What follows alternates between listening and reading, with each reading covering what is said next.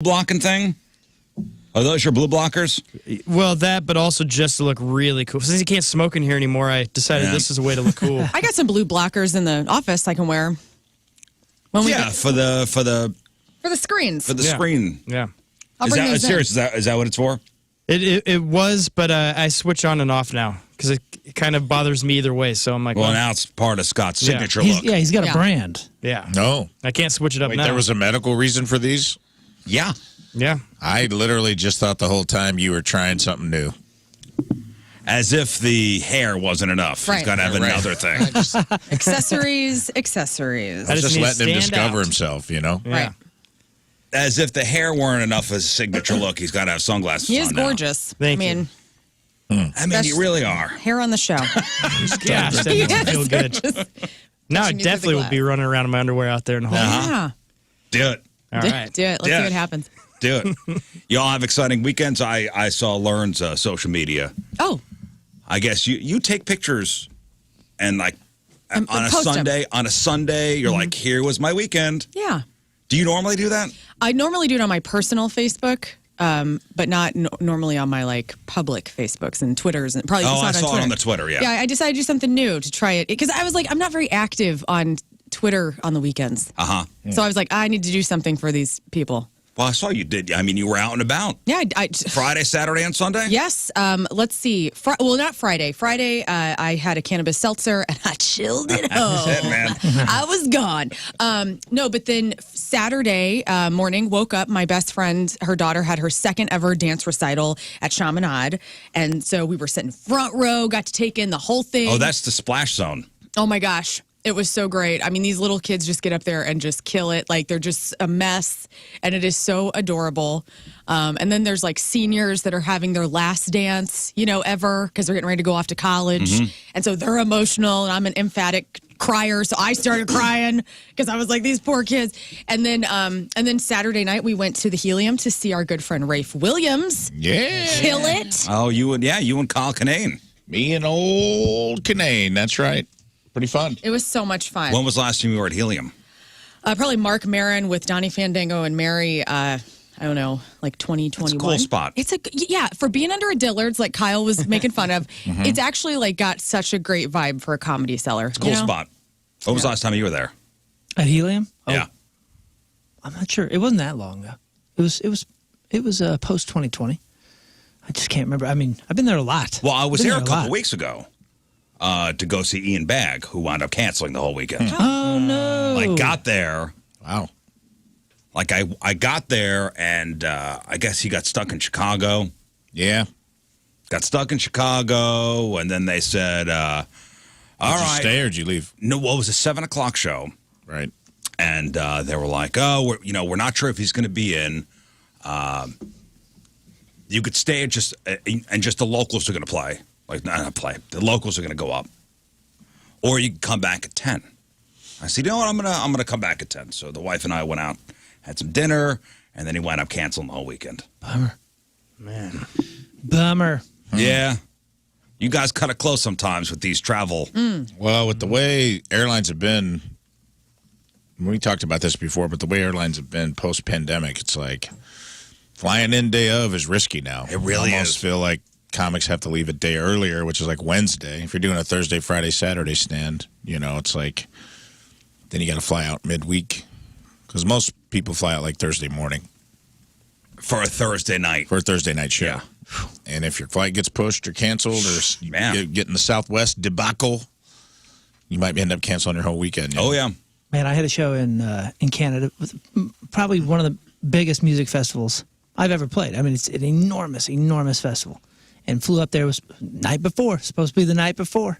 And flew up to Chicago first, and they canceled the flight, and I got stuck there overnight. And then they rebooked it for the morning, got the morning flight, got there, and then it's a 2.5-hour drive. So then I had to get a different car, because it was supposed to be a car that was picking me up the night before. Mm-hmm. Got the car, got in it, tried to sleep a little bit, because I didn't sleep the night before, because I was trying to, get to Canada, get these flights.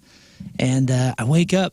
And we're in this long traffic line because there's 400,000 people at this festival. And they closed the town down. And there's people, you can't even get the cars in by this point. So I am stuck in this thing, and I'm like, I'm supposed to go on stage. I got to be on stage. I'm going on stage in an hour. Oh, my God. And then I'm going on stage in 40 minutes. And then I'm going on stage in 15 minutes. What the heck am I supposed to do? I don't even know where the stage is. I'm not even in town yet. And I just grabbed my stuff and said, just pop the trunk, man. Pop's trunk. And I just started running through the town with a guitar and a backpack and a pedal board. I'm just running. I'm like, where Point me to the stage. Where are the main stages? Where's the sound? And people were like, I don't know, man. Like that, there's the something Jim Beam stage, and here's the something or other stage. And I was like, I don't know where I'm playing.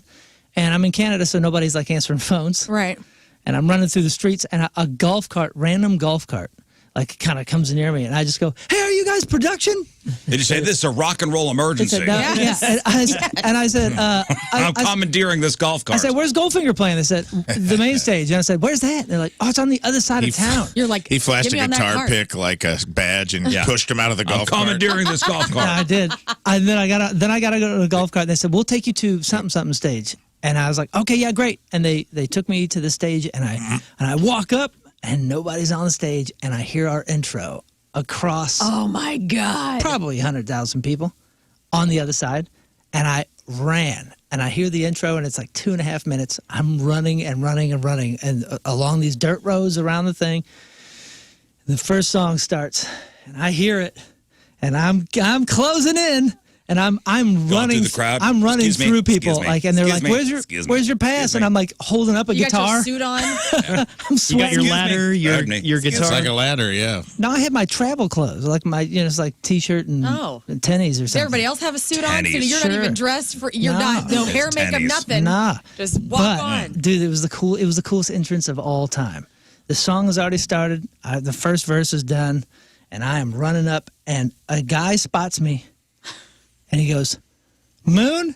And I said, "Yeah." And I threw my guitar in my bag, and he goes, "There's a guitar up there." And I just ran up to the stage, threw some random guitar on that the tech had like built up, and came in on the chord on the first chorus. No way. And hit the harmony. Not all heroes wear capes. The band hadn't heard from me in like 12 hours, and all of a sudden they just look over. There he is. I And just I hit the smile. harmony. Dude, it was the coolest love But also, situation ever. they started without you. Of course they did. What's go? Like, hey Well, guys, those That's a big. why is there somebody looking for me? We're on main stage. Like they were all those looking festival for me. shows. Nobody I was get it. texting They're on or a Show calling. must go on. No, we couldn't because it was. They're This on a is strict Canada schedule. like 10 years ago. Yeah, Yeah, they but don't what's have the phones up app that there. you can WhatsApp? Nobody's WhatsApping you. Well, I mean, if I don't have service, I don't have service. That's true. You know what I'm saying? Have you ever walked in, or have you ever been late to a show? And, Oh, yeah. and I've had walked the in show and time hit the wrong. stage. And had to play it off. Like sometimes clubs will do like 7:30 shows, and then all of a sudden Saturday will be at 7. They won't say anything to you. And I get there a half hour before. I came walking in. I was a 2-man show with John Caparulo. Oh, yeah, I he's was, been on the show. I was like opening, doing a half hour in front of him, and I walked in like, "You ready?" And I go, "Yeah." I thought it was just like the general, like, "You ready?" You ready for Yeah, later? Oh, yeah, ready for a great show Can't wait, tonight. dude. You I'm ready gonna for go. later? And they're like, "All right, ladies and gentlemen." I was just like, took my backpack off. Was not ready. I had to get. I had not even taken my backpack off, and like I literally like walked right on stage, and they didn't know. They were just thought, well, that's weird, He's, Well, this guy is confident. How He about just Brad? shows up. yeah. And speaking of, King Scott and Lern both came this weekend. Heck yeah. Look See at the us. shows. That was a lot of It was fun, very man. sweet and made me feel good. And Oh, you at the same time? No. No, I went on. Yeah. different nights. Yeah, I went Friday, and that was awesome, man. Yeah. It was just so fun, and it's great You to hear. okay with the filthy language? Well, I tell you I what, was. that was a little disappointing. I asked him that. I And go. I asked him too. I'm like, can't we talk a little bit more of Jesus here? But no, nothing. It was That's weird. what I asked him. I go, well, how come you didn't bring your wife? And he goes, huh? And I go, you had to see how bad I was first, didn't you? Yes. He goes, no. Okay, yeah. Yeah, well, Yeah, he thought he was yeah, at the you know. PG show. He was. Yeah. It still was bad. No, it was a lot of fun. No, it was nice it was very sweet of them both to come, and I hope they had fun, and I sure did. And then it was cool. I'll get you next time. Oh, right? come Moon and I'll on. get you next time. Hey, I've seen him like get you 6 next time. times. Moon's come. I've seen him Moon a and bunch. Mrs. Moon have come to several I've shows. seen you. There's really only one person in this I've room. seen you 50,000 times. How dare you do Stop this to it. your new The only show cast you came to member? was the one you were on. That's true. Unless you're involved, you're only going. Actually, you have never run in or been in the general area of Rafe Wiliams when you're not being paid. There you go. What does that say about you, buddy? Actually, have you ever gone to anybody's stuff without needing to be paid? Yeah, for it? look how this turned on you. Like a Greek fire he's coming to show? my shows. I got your back there. I've come to all of his shows. What? You haven't come to will. any of my shows. Did I not go to Fast Eddie's? That was my on your last broadcast. Casey last day? That was about you. I was leaving. How was that about me? Because I was leaving Casey to I've come to seen this Rafe. place. Good point. He has. I've come to see Rafe, you jerk. Hey, He has come. Here's how nice Rizz is. Oh. Before I was even a member of the show, I had an old podcast, and we did a 24-hour movie night. Oh, you and he did? came out to help raise money with us and hung out. How long did you stay? More than an hour? Yeah, he was there a couple Yeah. hours. Look yeah. at you. Okay. Yeah. Okay, you Look at still that. need to come to. I'm the only one you're messing with here. You've never come to see Lane Narrows. Oh. Since you've been on the show, has Lane Narrows played? Yes, a couple of times. Okay. Well, Hey, and I was going to come roadie for you on that, but Very- I know. but Moon's had- been very but I had supportive. COVID. Very and busy. Rafe always texts me after my show, or before, and says, "Hey, hope you have a great show, bud." Blah blah blah. And then sometimes King Scott will just, I don't know, you'll like a post. Okay, good. So you two need to come out to something. Yes, Yeah. yes, I owe you one now. Notice neither one of them said if it was funny or not. No, I did. I told Rizz it was funny earlier. That's crazy. Before That's we a even- lie. What? That You said is a you lie. were. Where's the Maury Povich button? I said You said you were a very little funny. underwhelmed. I didn't say I was It underwhelmed. is. That That's was right the here vibe. on Twitter. You said on tweeted Twitter that. it says underwhelmed. That I was underwhelmed. You said at Mr. Ignorant 69. I get it. Finally, I get it. It's you and me, bub. He's not funny. Hey, have you ever taken a long distance train, like from here to Chicago? I heard Yeah, now we- Amtrak. We did the Amtrak a bunch. I heard they were just allowed to like now go 5 miles an hour faster. Oh, good. Oh, okay, cool. I guess cut a couple. I don't know if it's A little 5 more miles an coal hour. in the engine. Somebody look that up. Wait, that's Like they How just fast got they they just got permission to go a little faster We did on it. the St. Louis to Chicago we train. did it a couple times as kids, in fact, but I've done it as an adult as well. It's awesome. I mean, it takes a little bit of extra time just because you got a terminal, or you still got to do like Yeah, yeah. terminals, but it's not like an airport terminal. I mean, it is, but it's much quicker. But man, it's chill. It's awesome to go up to Chicago, not have to worry about parking, not have to worry about Yeah, we were going to do that once. It's a fun ride, too. yeah, and We were you, going to do it with the kids once. you sit there and you play cards. Well, I mean, now you sit there and you do whatever on an iPad, watch a movie or two. Like it's dope. Yeah, the timing just didn't work out for us, but I wasn't opposed to. How long does it take? 7 hours, 8 hours? No. Longer? No. They go 110 No, it's miles like per hour 5. now. Did they just got permission to go faster, right? Yeah, they just went up 20 more miles Oh, per hour. 20? Oh, okay. Whoa. From 90 to 110. 90 to 110. It's like 5 hours. I'm talking. Is it? You can get all there in. between 4.5 hours. Okay. So it says 8. Okay. Okay. We want to prove how far below 5 hours we can get. Okay. I don't know if I've done it from Kirkwood Station or only the downtown one. I want to say as a kid we did it from Kirkwood Station, but as an adult we would just park down downtown at the station right there, and I remember it being awesome. We Morning. used to go from New York to Philly, Amtrak at a Penn station. It would take 2 hours. I think we used to do the Jeff City one and Kansas City too as kids, like maybe scout group or baseball team or something. Maybe we did that, but I feel like I rode trains a bunch when I was a kid. So 20 miles an hour faster. Whoa. That's great. That was fantastic. My mother-in-law wants to do this, like coming up now that the kids are out of school. She's like, we really want to take the train from Nixa, Missouri, Springfield to Springfield, Illinois. Like come here and then pick us up and then go over to Springfield. I'm sure it'd be a nice trip, Yeah, it'd be fun. unless this lady was on it. Oh. Oh boy. I guess this is from a while back, making the rounds again. A woman and a train conductor are having some kind of standoff. What? I've never seen a Oh, conductor. boy. Like what's he doing out of there? She's screaming about something about her bubble and being a human person, and then she turns it up a notch and sounds downright demonic. Don't make me be that person! Don't! Please don't! I'm asking. Boy, she got a Kinnison thing going Yeah, I was on just there, saying right? that is Kinnison 100%. Oh, yeah. Listen to how she goes into Kinnison. Don't make me be that person! Don't! Please don't! I'm asking for something that's very simple for me! Back up! This is my bubble! Please back up! More! No.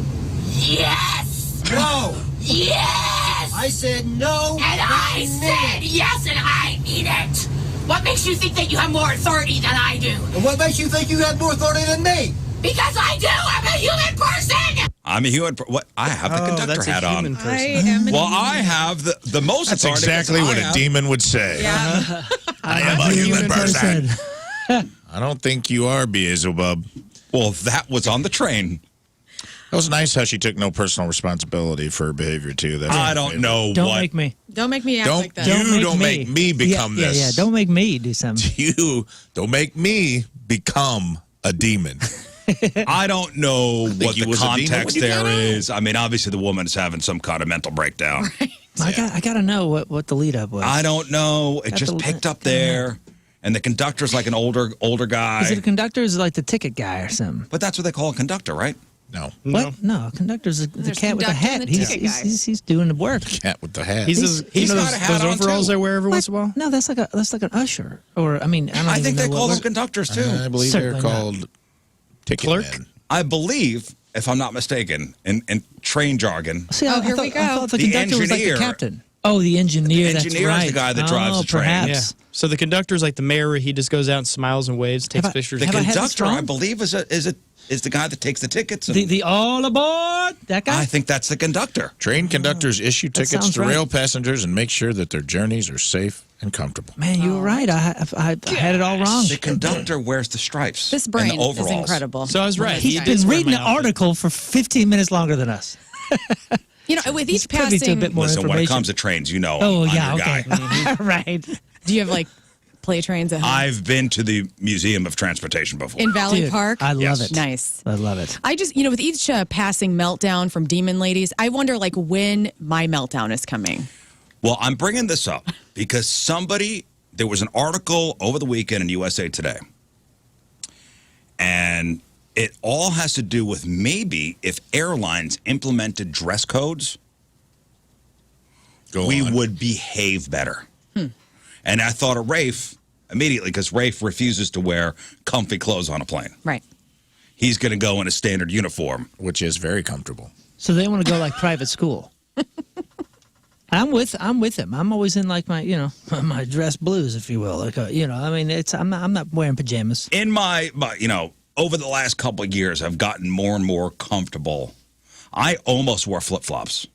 Sorry to hear that. I almost wore flip-flops on our last vacation trip. You really come to terms with your feet as of recently. Yeah. Yeah, We're almost. excited I for you. almost. It went through my head. No, he stopped respecting his feet. That's ridiculous, man. Think of all the walking. So, and here's the That's a lot of flipping and a lot of Here's flopping. the USA Today article. It says, it's time for a dress code for airline passengers. Seriously. Not the minimum standards that airlines bury deep within their ticket contracts, which say you can't board with bare feet or, quote, patently offensive clothing. An effective dress code, or at least a dress recommendation. It would set standards for appropriate in-flight attire. And surprisingly, a lot of people were like, oh, yeah, man, cool. I'm good with this. Go on. I'm good with this. What's the uniform? I hope the guys don't have to wear skirts. Business casual. Oh, so like not even athleisure, business cash. Business casual. So tacky pants and a tacky shirt. That's good. So like jeans and a blazer. And they say, in the article, they say, Cute. here's the immediate appeal of a dress code. There's been a sharp decline of manners on board. The number of unruly passenger incidents shot up worldwide by 37% in 2022 from the year prior. One unruly incident for every 568 flights. So for every 568 flights, there's one You have a one flight with a problem. Okay. I don't know. I mean, I like the idea of everybody just kind of looking. Like, I wish I could have been around in the '60s where everybody was like Yeah. wearing suits and like looking like cool really briefcase. dapper. Well, and they say psychologists Smoking cigs. Smoking cigs. Psychologists think that if people dress up before their flight, they might be more respectful, less likely to lash out. When people dress better, they tend to behave better. Lots of more airport hookups too. You know what I'm saying? Like you kind of see like real dapper looking guy like wearing like a cool goth version of business cash, and I'm like, dude, what is your name? So the inference You're drawing here. I'm not aroused. drawing it. Good game. Psychologists are drawing it. Dude, what is your name?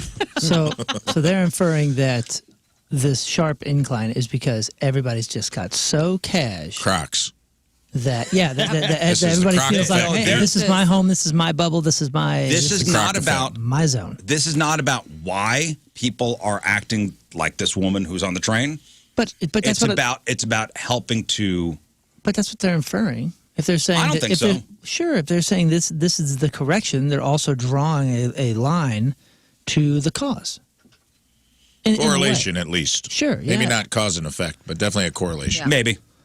But I think you're right, Moon, about how you think this is my house. Like, I'm going to put my feet up. I'm gonna wear, I'm gonna have my jugs out. Like, an airplane, any form of public transportation, is not an extension of your home. Well, there are already certain certain airlines forbid certain types of clothes. Like, for example, if you look at your ticket, you do agree to whatever contract when you buy a ticket. Man. The old terms and conditions. The old terms and conditions. So, like, American Airlines has a section in its conditions of carriage that require passengers to behave appropriately and respectfully and dress appropriately, which means no bare feet or offensive clothing. Delta Airlines, their contract says it won't transport passengers whose conduct, attire, hygiene, or odor creates an unreasonable risk of offense or annoyance to other passengers. Also, no bare feet. Oh, man. Southwest Airlines, their contract doesn't allow anyone on the plane who wears clothes that are, quote, lewd, offensive, or obscene. Bare feet are also not allowed unless you are under 5 years old or have a disability. United Airlines, no surprises there. Passengers can be removed if they are barefoot. Man, they put barefoot in everyone. And I still see bare feet on every damn flight I'm on. There's always one person that kicks their shoes off and is like sitting there. And it's usually the flip-floppers or the croc wearers. Like, oh, your feet weren't comfortable enough in the barely shoe attire that you wore. Now it has to be everyone else's problem. And I'm a foot guy. But there's some places that I'm just like, come on. Everyone has to share. They're not wiping these planes down in between flights. You know what I mean? Like, you're putting your stinky gross. feet, and then there's like a serving tray where I'm eating Chex Mix off of it. Like, come on. Closed-toed shoes. Oh, no, Boom. I just read something where a woman was, busted changing her kid on the tray table. On the tray table. Yeah. Well, I mean, I don't know. Like, That's mom, a small kid. it's a small kid, Well, but it's also, a like, baby. if they have It's no a other baby. space, like, is there a changing table in the little itty-bitty bathroom? Probably not. I think there is. Really? I think by law there has to be. Oh, okay, never mind. I was going to say, forget where I moms, read we that got to give article. moms a pass. Well, they have the big ones out there on the wings. You just Oh. set your kid there and do Not a it. bad idea. Redditor causes stink on flight after asking parents to stop changing diapers on tray table. Yeah, I mean, it's gross, but I mean, that's our number one. You're looking at the number one person. The number one person that woman cares about is right there, and she's going to do what she needs to do to get that baby clean. But at the same time, as somebody who's been through this multiple times, like you are, I mean, you're still looking out for society in some way. And Sure. let's say you're at a restaurant, you're not doing it on the dinner table, you're doing it on the dinner booth.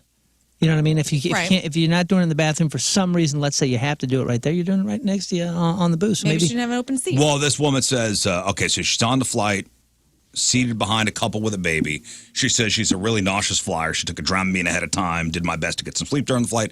Anyway, so she's sitting behind this couple with the baby. I guess it was a really stinky number 2.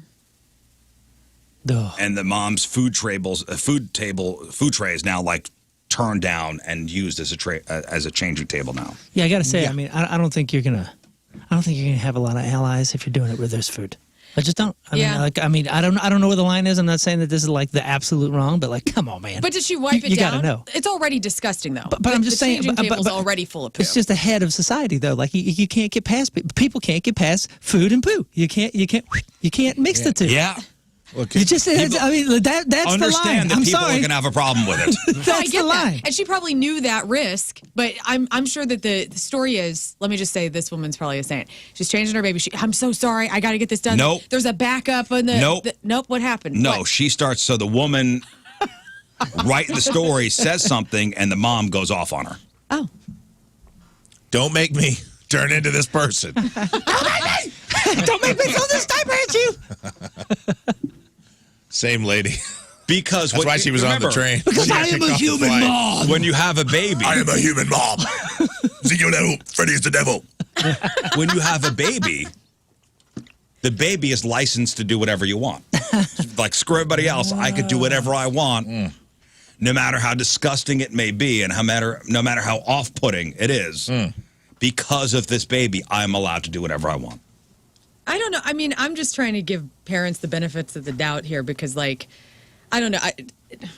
Hey, that's appreciated. That's appreciated. But at the same time, parents have to go, my kid has been screaming for 4 minutes. It's time to pick him up and take him outside of the restaurant because now I am impeding everybody's life here. I know, but you're on a metal tube in the sky where you can't control really anything besides the little bit of yourself you can. And I just think that, what is the story? Was there a line in the bathroom? No, Was the in fact, bathroom locked? she said she was seated by the bathrooms. And this was a long flight.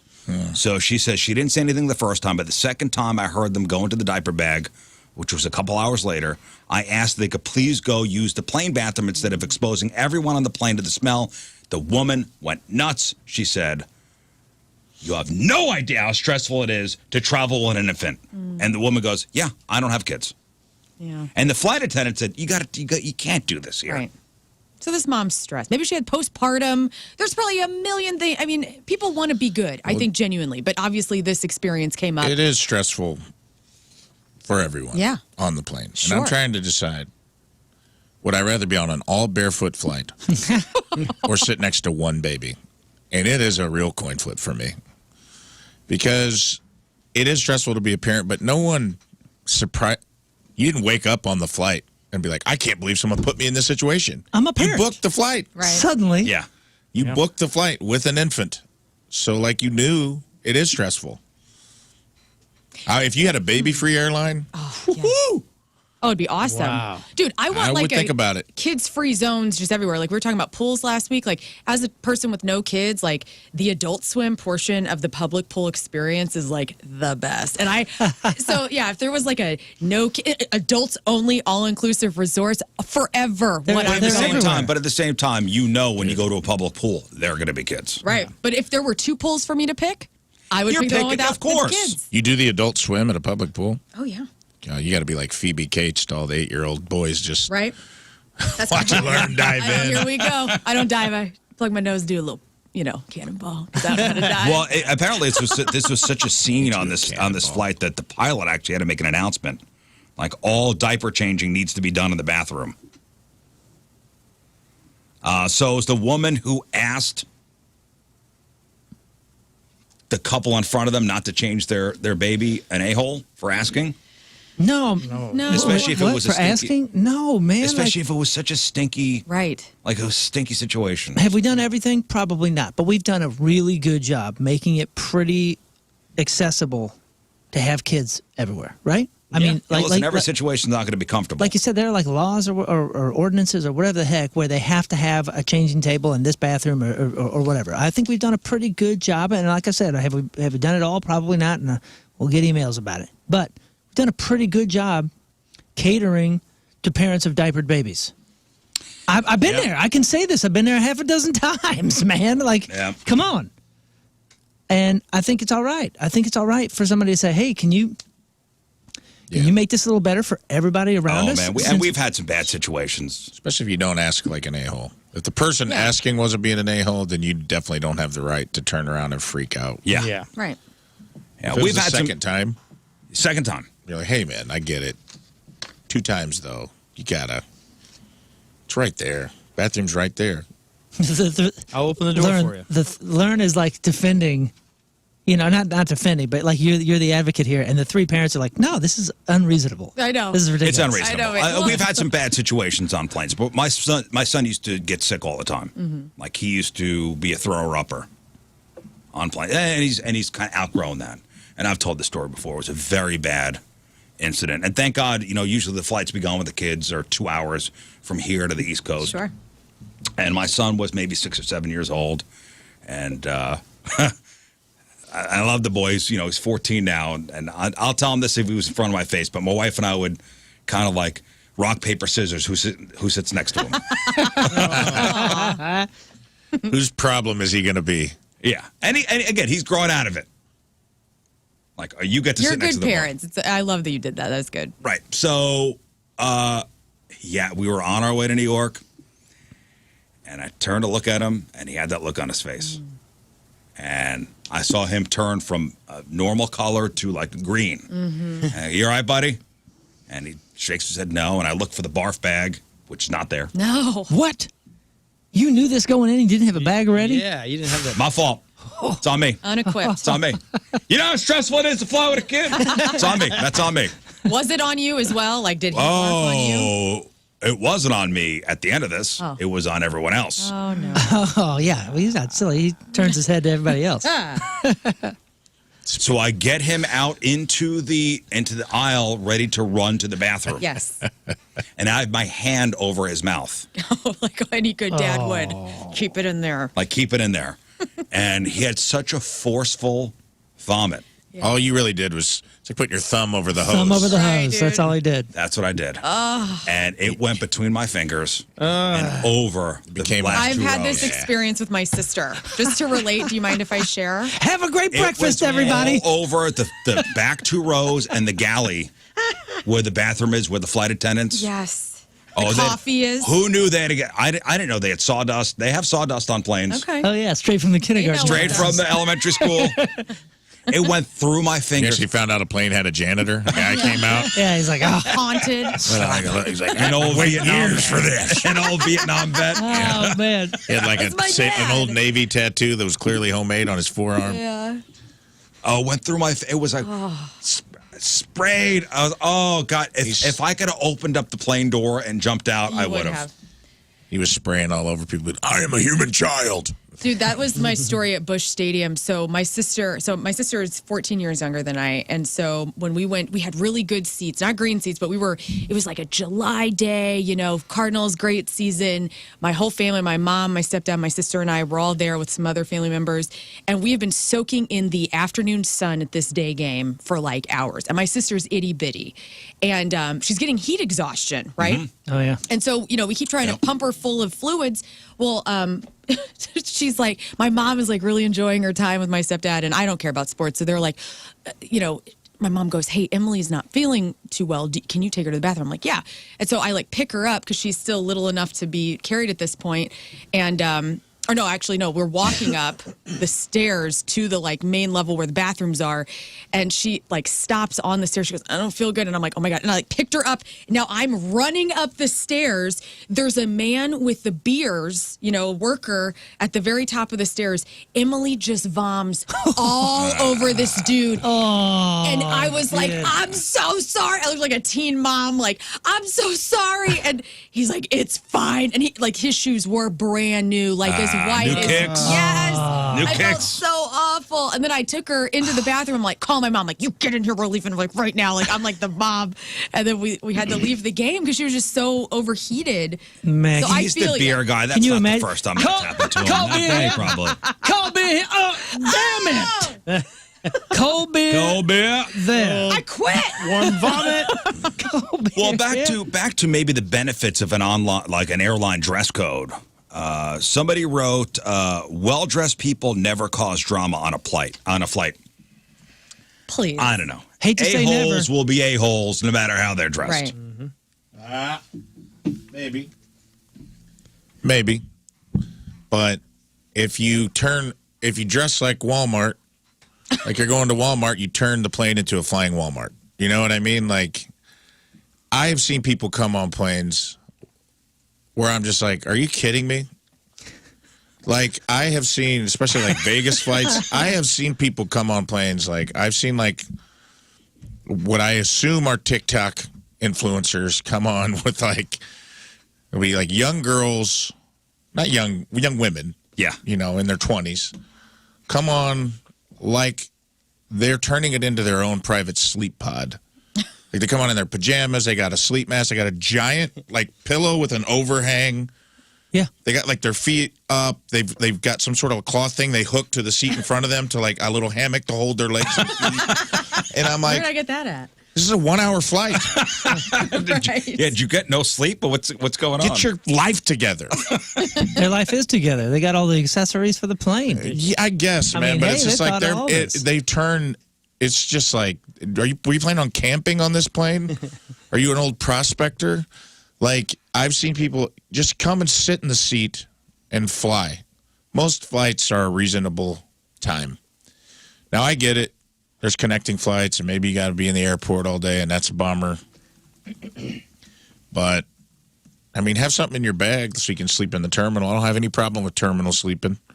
This is a Greyhound bus in the sky. You are sharing all this space. You've got this little space for you, and the rest is public. You're in a public thing. And dude, do you remember when you would see, I don't know how many road trips you did, but, we did road trips as a family all throughout Missouri, all throughout the West. We did all sorts of stuff. And you would see those families that had the mom or the whoever up in the passenger seat, and they had all these things and pillows everywhere, and their feet are up in the windshield like this, or they're out of the window, they're hanging out like this with bare feet, and that kind of thing. Mm-hmm. You know how many? I mean, I toured for a living in vans and buses. You know how many times I've had my feet up out of the window or something? Zero. I've just never been that. You've not traveled correctly. I've had my Be feet out careful with the window. microphone. I've never. You know what I'm saying? But like, I'm flying all over here. Just flying the microphone Well, around. that's because my legs are. I'm trying to. You know who I'm talking about. Yeah. And you see them, and you're like, "There's no way that's safe. There's no way you're strapped in. There's no way any of that kind of stuff." That's the new. It's just a public version of that. And I'm not saying that's wrong. I've always traveled like very. Yeah. Well, and here's another thing. Proper. So a business etiquette expert said, and this is all in this USA Today article, which was a long article, it's fascinating. The better dressed, polite passengers get more upgrades, freebies, latitude, and respect from the cabin crew. Oh. Wearing a jacket and tie will get you a different result than flying in your pajamas. Whoa, never thought about that. Yeah. That's pretty cool. There's a flying hack, too. Should I share it with our listeners? No. Oh, go on. I'm Come tempted on, to man. keep this Go for on. myself. We've been trying to Go get on, the Help airport. these brought it up. people. We've been trying to get the airport and the air experience better for everybody for 9 years on the show. Let's continue. All right. Now, listen. You can't share this with everyone or it won't work. It won't be a good tip. So only Rizz Show members, Rizz Show listeners only. Do not share this with friends and family. Okay? I am doing this as a service for our listeners and our listeners only. So if you casually just turn this on in your car and you don't listen every day, turn it off right Get now. out of here. Get out. Right. We want P1. You're I not don't care about the ratings. Thank you. Turn it off. You don't have, when you sign up for your ticket and you go into the suffix, you can just put doctor. Oh. You do not have to put Mr. or Mrs. No one will ever question you. And you will get, when they have an upgrade and they think you're a doctor, you get the upgrade so much more often. Okay? Yeah. What Listen about to the me. credentials? But you have But like here's- a You need medical no credentials. degree. And if they ask, you can just be like, oh, yeah, I'm a psychologist. God Who cares? forbid. I'm a professor of... Dr. Williams, we have a man with a heart God attack in the forbid back. there's a I'll be medical hey, if he- emergency. you know what? If he needs to talk about his childhood, let me know. Otherwise, Is there a doctor on the flight? Yes, Dr. That Williams. guy. yeah. And then you just be like, I am actually a psychologist, so can I get another hot towel? I see like a bunch More of hot nuts, please. Yes. Bugs Bunny hands going, that guy. Honorary doctor. Oh, my God. I'm just Yeah, telling you. listen, you could have your doctorate in education. Well, there's a lot of doctors, It doesn't have dude. to be medical. He's right. Doctor Radio. I'm a chiropractor. Oh, I'm a dentist. Whatever. Doesn't matter. I'm just telling you, when you put that suffix in front of your name and the flight people are looking through and they are overbooked and they need to put somebody in first class, they're going to take the doctor so much more often. That's awesome. There's some kind of weird thing in our brain where we feel like doctor equals rich or equals something, and it works. I'm telling you, I almost regret giving this tip out. It works so well. You should start doing that when you call in to win Point Fest tickets, too. Doctor. Doctor. Jennifer says we're being very judgmental today. Oh. Well, by the way, on that Today. that whole doctor thing, That's right. the more you know. What do you mean judgmental? Yeah, I mean, come on, man. More than usual. We got opinions. Well, don't think we are it's- And paid to give our we're opinions literally here. encapsulating every side of the judgment. So it's not, maybe we are being judgmental, but everybody's being Well, represented. explain yourself. How are we being judgmental? You know, I think a lot of times people mistake opinions or, you know, any sort of like lines, or, I mean, you got to have a line somewhere, right? I mean, Is it don't change your damn kid on the table? Yeah, Is that's that- pretty rude. Saying that's gross, that's being judgmental. It's gross. Sorry. Your stinky duty diaper. maybe it was the, like, You need to expose everybody to. maybe it was the what you wear on the plane kind of determines. Maybe it I'm was just telling you what the damn article said. Maybe it was us yelling at Rizz for not supporting his staff's yeah, you're right. events. Not true, but Yeah. okay. You know who did come to my show? I forgot to mention this earlier, and I want to brag about it. Maria Bamford just came to our show. That's awesome. The famous comedian Maria Bamford did not perform. She brought her family to the show. Didn't tell us. Here? Yeah. What's she doing in town? What's she in town for? I think maybe her husband has family here. Oh, no kidding. But it was so sweet. She tweeted after the show. Even Kyle didn't know. Kyle's like, was Maria Bamford here? And she tweeted how good the show was, how good the openers were. Wink, wink. And then I answered the tweet, and I was like, hey, this is very sweet. What a delightful person you are that you came and you didn't even tell us and just enjoyed the show. It's cool to see a comedian of her level still going to see comedy shows. Yeah, that's she's so It says a sweet. lot about Kyle and how I Sure. think he's the best. And what does it have to do with me not coming to your show? I just think it's if Maria Bamford could make time to come to my show, All the way from Famous California to here. actors, right. I think Rizzuto can make time to come to my show. I went to go see The Flash on Friday. So Looking forward to this. I went to see The Flash on Friday with the family. Little family time. You know who Nice. else came to my show? Michael Flash. Keaton.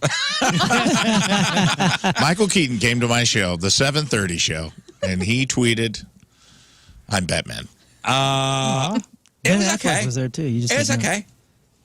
It's all right. Lots So of I thought it was cameos? like the greatest. No, it was certainly was not the greatest superhero movie ever. In fact, I was overhearing people We've been had going, it's okay. too much hype. Way too much hype. We've been had.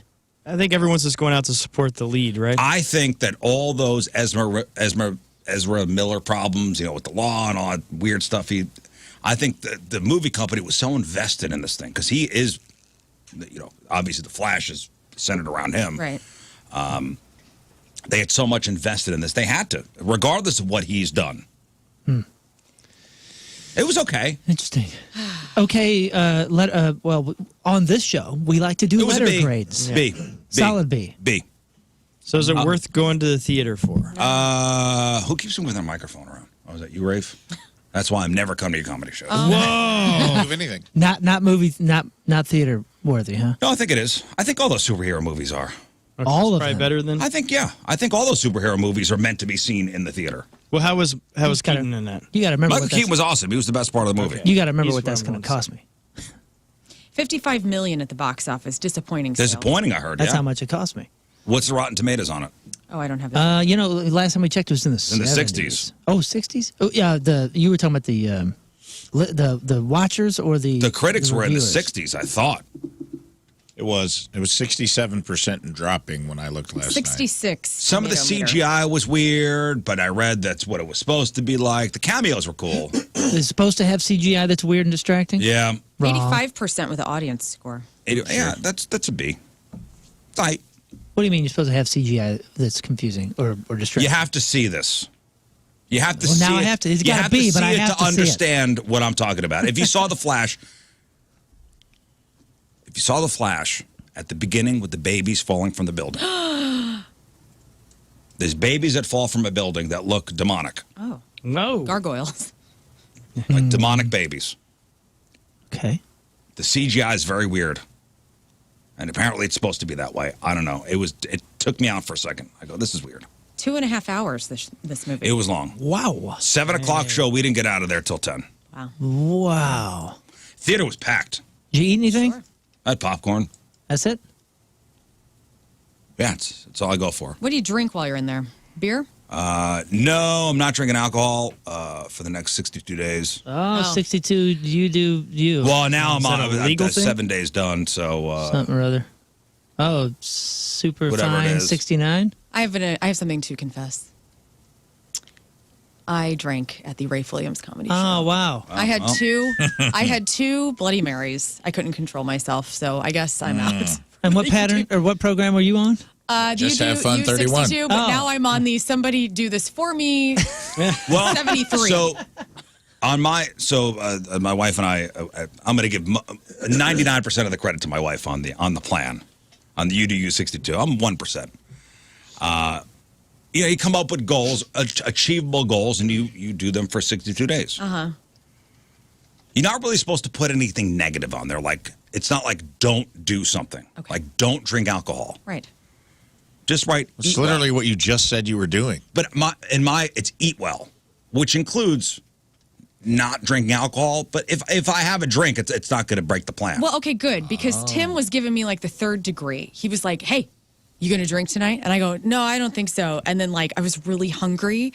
And we ordered some chips and queso, and I was like, I guess I need to get. And so I get I do a Bloody Mary sometimes because I love eating the olives, and like sometimes put celery, it's like a salad. And so I thought, So you got booze for the food? I did. I was like, I really want one of these Bloody Marys. And so I got one. It was delicious. It was the right thing. And Tim's like, you're going to have to tell Rizz. I think you're okay. That's great. All right, thanks. I think you're all right. I got an alcoholic drink for the salad. Drinking a Bloody Mary outside of breakfast or brunch is weird, but okay. I know. No. I had a good time. I was like inching up towards hammered by just 2 drinks. Anyway, are we all okay with a dress code on airlines? I think I'm okay with this. Again, business casual. I put a Twitter poll out for our people, and right now 54% are saying they are not okay with it. But I guess we as a show are okay with it. Yeah, I say dress code to keep, the locomotive on the ground and not in the sky. All right. A loco. I get it. Thank you, Scott. You're welcome. Crazy train. Thank you, guys. Well, All right, good. it's an interesting article. My son did bring up a good question out of the blue on Saturday, and it really had me thinking. And there is an answer to this. Okay. If you were to go back in time to September 4th, 2001, would you be able to prevent 9/11 from happening? Wait a minute. You are the same. I don't know why he even. We're driving somewhere, and he goes, "Hey, Dad. Hypothetical. If you were to go back in time to September 4th, 2001, which is a week before 9/11, would you be able to prevent that from happening?" Like if I were on the plane? No. Oh. Everything's the same. I'm going to say You are say the no. same age as you were then. So for me, it'd be 23. Okay. It'd be 23. Would have just turned 23. But the knowledge you have right now, you have the knowledge of what happens on 9/11, the aftermath, but you are the age. So how old were you in 2001? 16. 16.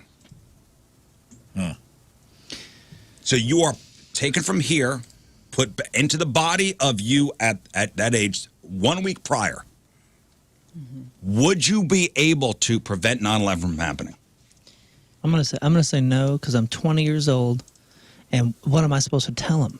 Hey, listen, I have some information that you're gonna want to hear. You need to prevent this, and they're gonna say, "Who are you?" I'll say, "I'm a 20-year-old kid from St. Louis. I'm working to get in the music industry. I'm doing pretty good. I work at Hot Topic. I work at Hot Topic. Pretty serious stuff. Yeah, let me tell you. Here's what else I got going on. I'm running the municipalities for Manchester, Kirkwood, and Crestwood's day camp. So those are my credentials.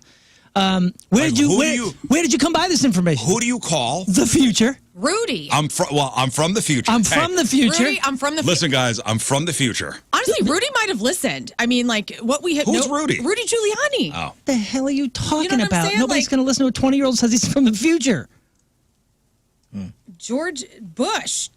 Come on. He likes future people. Yeah. It's not like you're going to get on the What's the phone. actual question here? I feel like it was an either or. This is a great Yeah, movie. can you or not? No, would is a you yes be or able no. to prevent 9/11 from happening? Okay. So yes or no? Yeah, I mean, I think so. Well, okay, so Rafe Wiliams, you are Rafe Wiliams in mind of 2023. Sure. But you are now in the body of 2001, Rafe Wiliams. September 4th, Okay. you have 1 week to prevent 9/11 from happening. A week? You are the only one. You are put back I could do it. September 4th. I could definitely do it. Yeah. In a week? tell us the I could. practicality of it. Practicality of it. I was think like, I could do it I too. could do it too. Okay, walk me through it. Convince me. Worst case scenario, which isn't great. You just call it in. You call the You threat. call a bomb threat Yep, in. you call the bomb threats. If- and then you just be on like, September I'm telling 11th. you guys weren't listening. That's day 7. On September 11th, you call Day in bomb 6. threats. You have to. I look up everyone. I get on Netscape Navigator, whatever existed at this time. Yes. And can I look stuff up before I go? Hey, real quick, that's not going to prevent 9/11. That's only going to possibly mitigate the toll. Right. No, not if you call in a bomb. They'll clear a building. Okay, maybe best case scenario, they clear the building. They'll ground flights. I hate to be talking about this, but like so It's an interesting hypothetical. ground flights. If you call in a bomb threat on a plane, like there's a bomb on this plane, they're going to ground the flight For sure. Oh, I thought you were saying you were going to do it for the building. and the building. Yeah, you do. all Okay, of that's it. a lot of calls. I mean that's Yeah. If you But I have call, a- listen, that's listen, 5 or 6 you calls. call the airline and you say there are men on this flight. They intend to hijack. They all have box cutters. Stop the flight. Pull this flight out. I'm telling you, they're at least going to check into that. And I would just One would lie know, and be like, and there also might be a bomb on the plane. And then they're at least going to pull people off that flight and start patting people down. Then the box cutters are gone. Box cutters are gone. There is no hijack. There is no plane. There is no 9/11. That's a good. Okay, that's. Do a you good point. address yourself as doctor first? Yes. Listen, this is Dr. Rafe. Practically speaking, yeah. Okay, I see those as good ideas. I don't know if. All right, welcome back to the program. Phone number 314-624-3833 or 618-398-3833. The Mick Ultra Studio Cams. 1057thepoint.com/Rizz. The socials at RIZZ Show. Your emails, RizzShow1057thepoint.com. Or send us that instant feedback through the 1057 The Point mobile app. We'll play 3 and 5 a little while. Play that game as we do every Monday. Give away some fabulous prizes. Also, Sex Town Fun Facts, the Sex Toy of the Week, which is a doozy Oh. for this week. In honor of Father's Day. I'm sorry? In honor of Father's Day, it's Yes, a doozy. this is a male-specific item. Also, we answer the question, how do I measure my penis? What? Yeah. What? Okay. Great. from the base. I can't wait to participate in From the that base of my conversation. spine, down my back, from the base of my neck, all the way down my back, around underneath. Topics to be covered. How do I measure my penis? That's we'll get into. Actually, I'm very interested to know. We'll jump into that later. It's a remote control. Here is an easy hack that's good for a Monday. If you're feeling tired and need a boost this morning, so don't reach for a cup of coffee. Instead, just stick your head in the freezer. Yeah, Okay. I feel like that will do it. Hey, take a shower first. It's a tip from a recent book called The Sleep Prescription. It's by a neuroscientist at the University of California. And he says, yes, you could have that extra cup of coffee and the caffeine's going to wake you up. But if it's past the morning, it's later in the day, that could keep you up at night. Mm-hmm. That extra cup of coffee. Sticking your head in the freezer often it offers a more immediate boost of energy. Nice. And it won't mess with your bedtime. And the reason it works is obvious, but the scientific reason is the brief shock of cold activates your arousal system. Mm-hmm. Ew. And you get the same effect by going for a quick walk or focusing on a non-work related task for 10 minutes. But, deep freezing your head is just the quickest way to do it. So there you go. The problem I would have with that is trying to get ready for work where my head's in there and my body's going around trying to pick everything up and I don't know where everything's at. That's a good point. Thank you. No, but I actually do like this because I stopped drinking caffeine at noon now because I don't want it to mess with my sleep schedule. So thank you. I'll be doing There this. you go. Put your head in the freezer. So if you forgot to get something for Father's Day, here's a late gift he's going to enjoy. 2,000 people were asked to rank a list of classic dad jokes. Okay, no particular order. These are the best dad jokes of all time. You know what? I'll see how good you are. All right. I'm going to give the beginning part. You guys see if you get the end of it. You guys are good at dad jokes. I hate dad jokes, but I'll participate. But you know them. Yeah. I'm familiar with those. This graveyard looks crowded. Anybody? Yeah, there's dead Everyone's bodies dying there, to Dad. get in. People must be dying to get in. Thank you, Scott. Oh my gosh. Yeah, we're there's looking dead bodies there. We're looking for the punchline. Oh, I'm Lern. sorry. I thought there was like, why is there a fence around the graveyard? I know who I'm not hiring as a writer. Yeah, there's dead bodies there. I used to hate facial hair. But then it grew on me. It was a hairy There we go. situation. Oh my God. I think we know who's going to nail all these. I know, I don't dude. know. Why couldn't this be on my tests in school? I only know 25 letters of the alphabet. Uh, I don't know why. Yeah, I don't know why. There we oh, go. that's so good. August That's so 26th. good. Scott's in the booth like, these are, I wrote these. These are not dad jokes. Want to hear a joke solid. about pizza? Oh, hang on. You want to hear a joke about pizza? Pie not. Never mind. It's too cheesy. Come on. I'm in I hell. not was pretty good, though. Thank you. I'm scared of elevators, I don't want to crash. and so die. I'm taking steps to avoid them. That's a good one.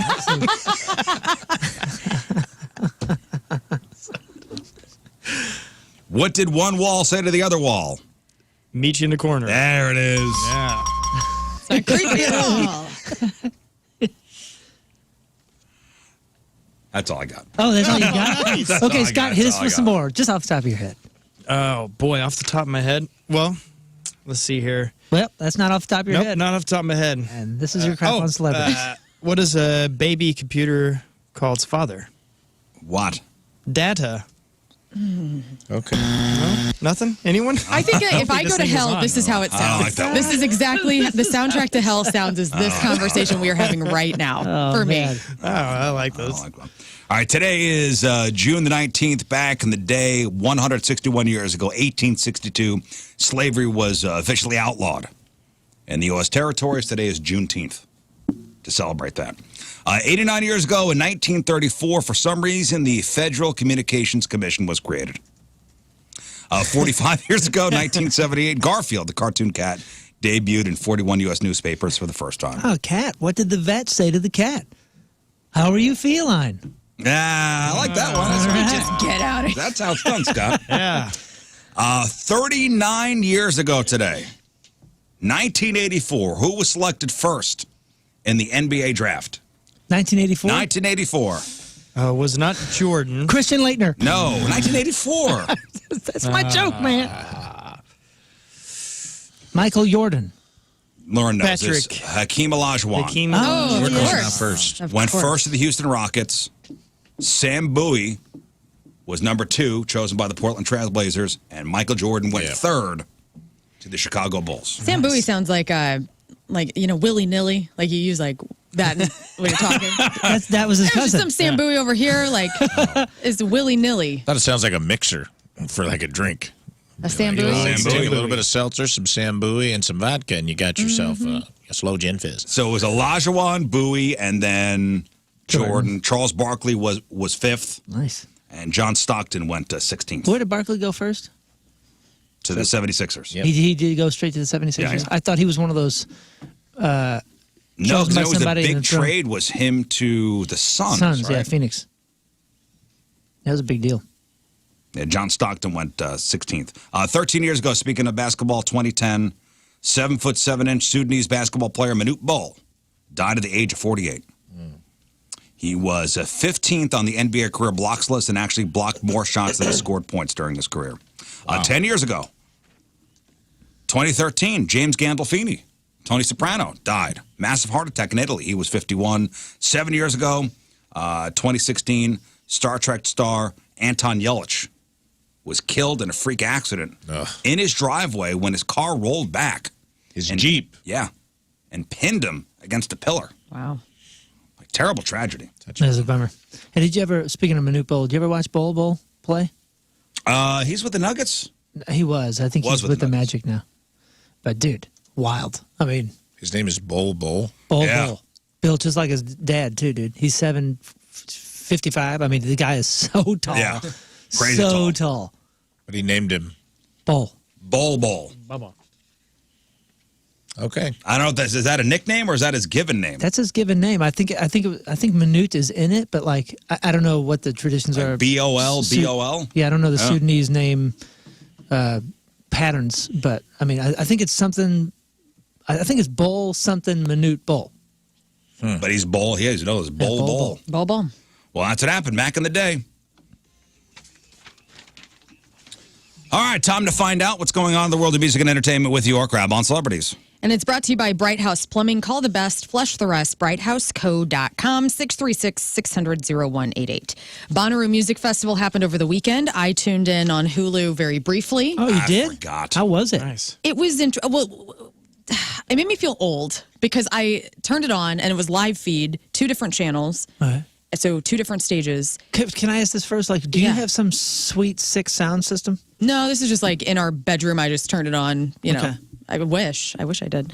I didn't know who the hell these artists were. I like turned it on like, I'm completely out of touch. Oh, they showed everybody, not just headliners? No, just they showed everybody. No, that's the greatest thing. I forget who did the bit, but it's some comedy bit where he's like, the biggest festival of all time with 765 bands, Blink-182, Green Day, and then it just starts going on. It basically says like, we've got 4 headliners and 85 bands that the managers threw at us that no one's ever heard. Well, and the bands that I didn't write down who these people were, but it was really bad. And I thought to myself, this is not good. And they had huge crowds though. So I'm obviously in the wrong. Like the kids showed up and were loving what they were seeing. Yeah, because they're camped out of that stage because Blink-182 is playing later. That's probably true.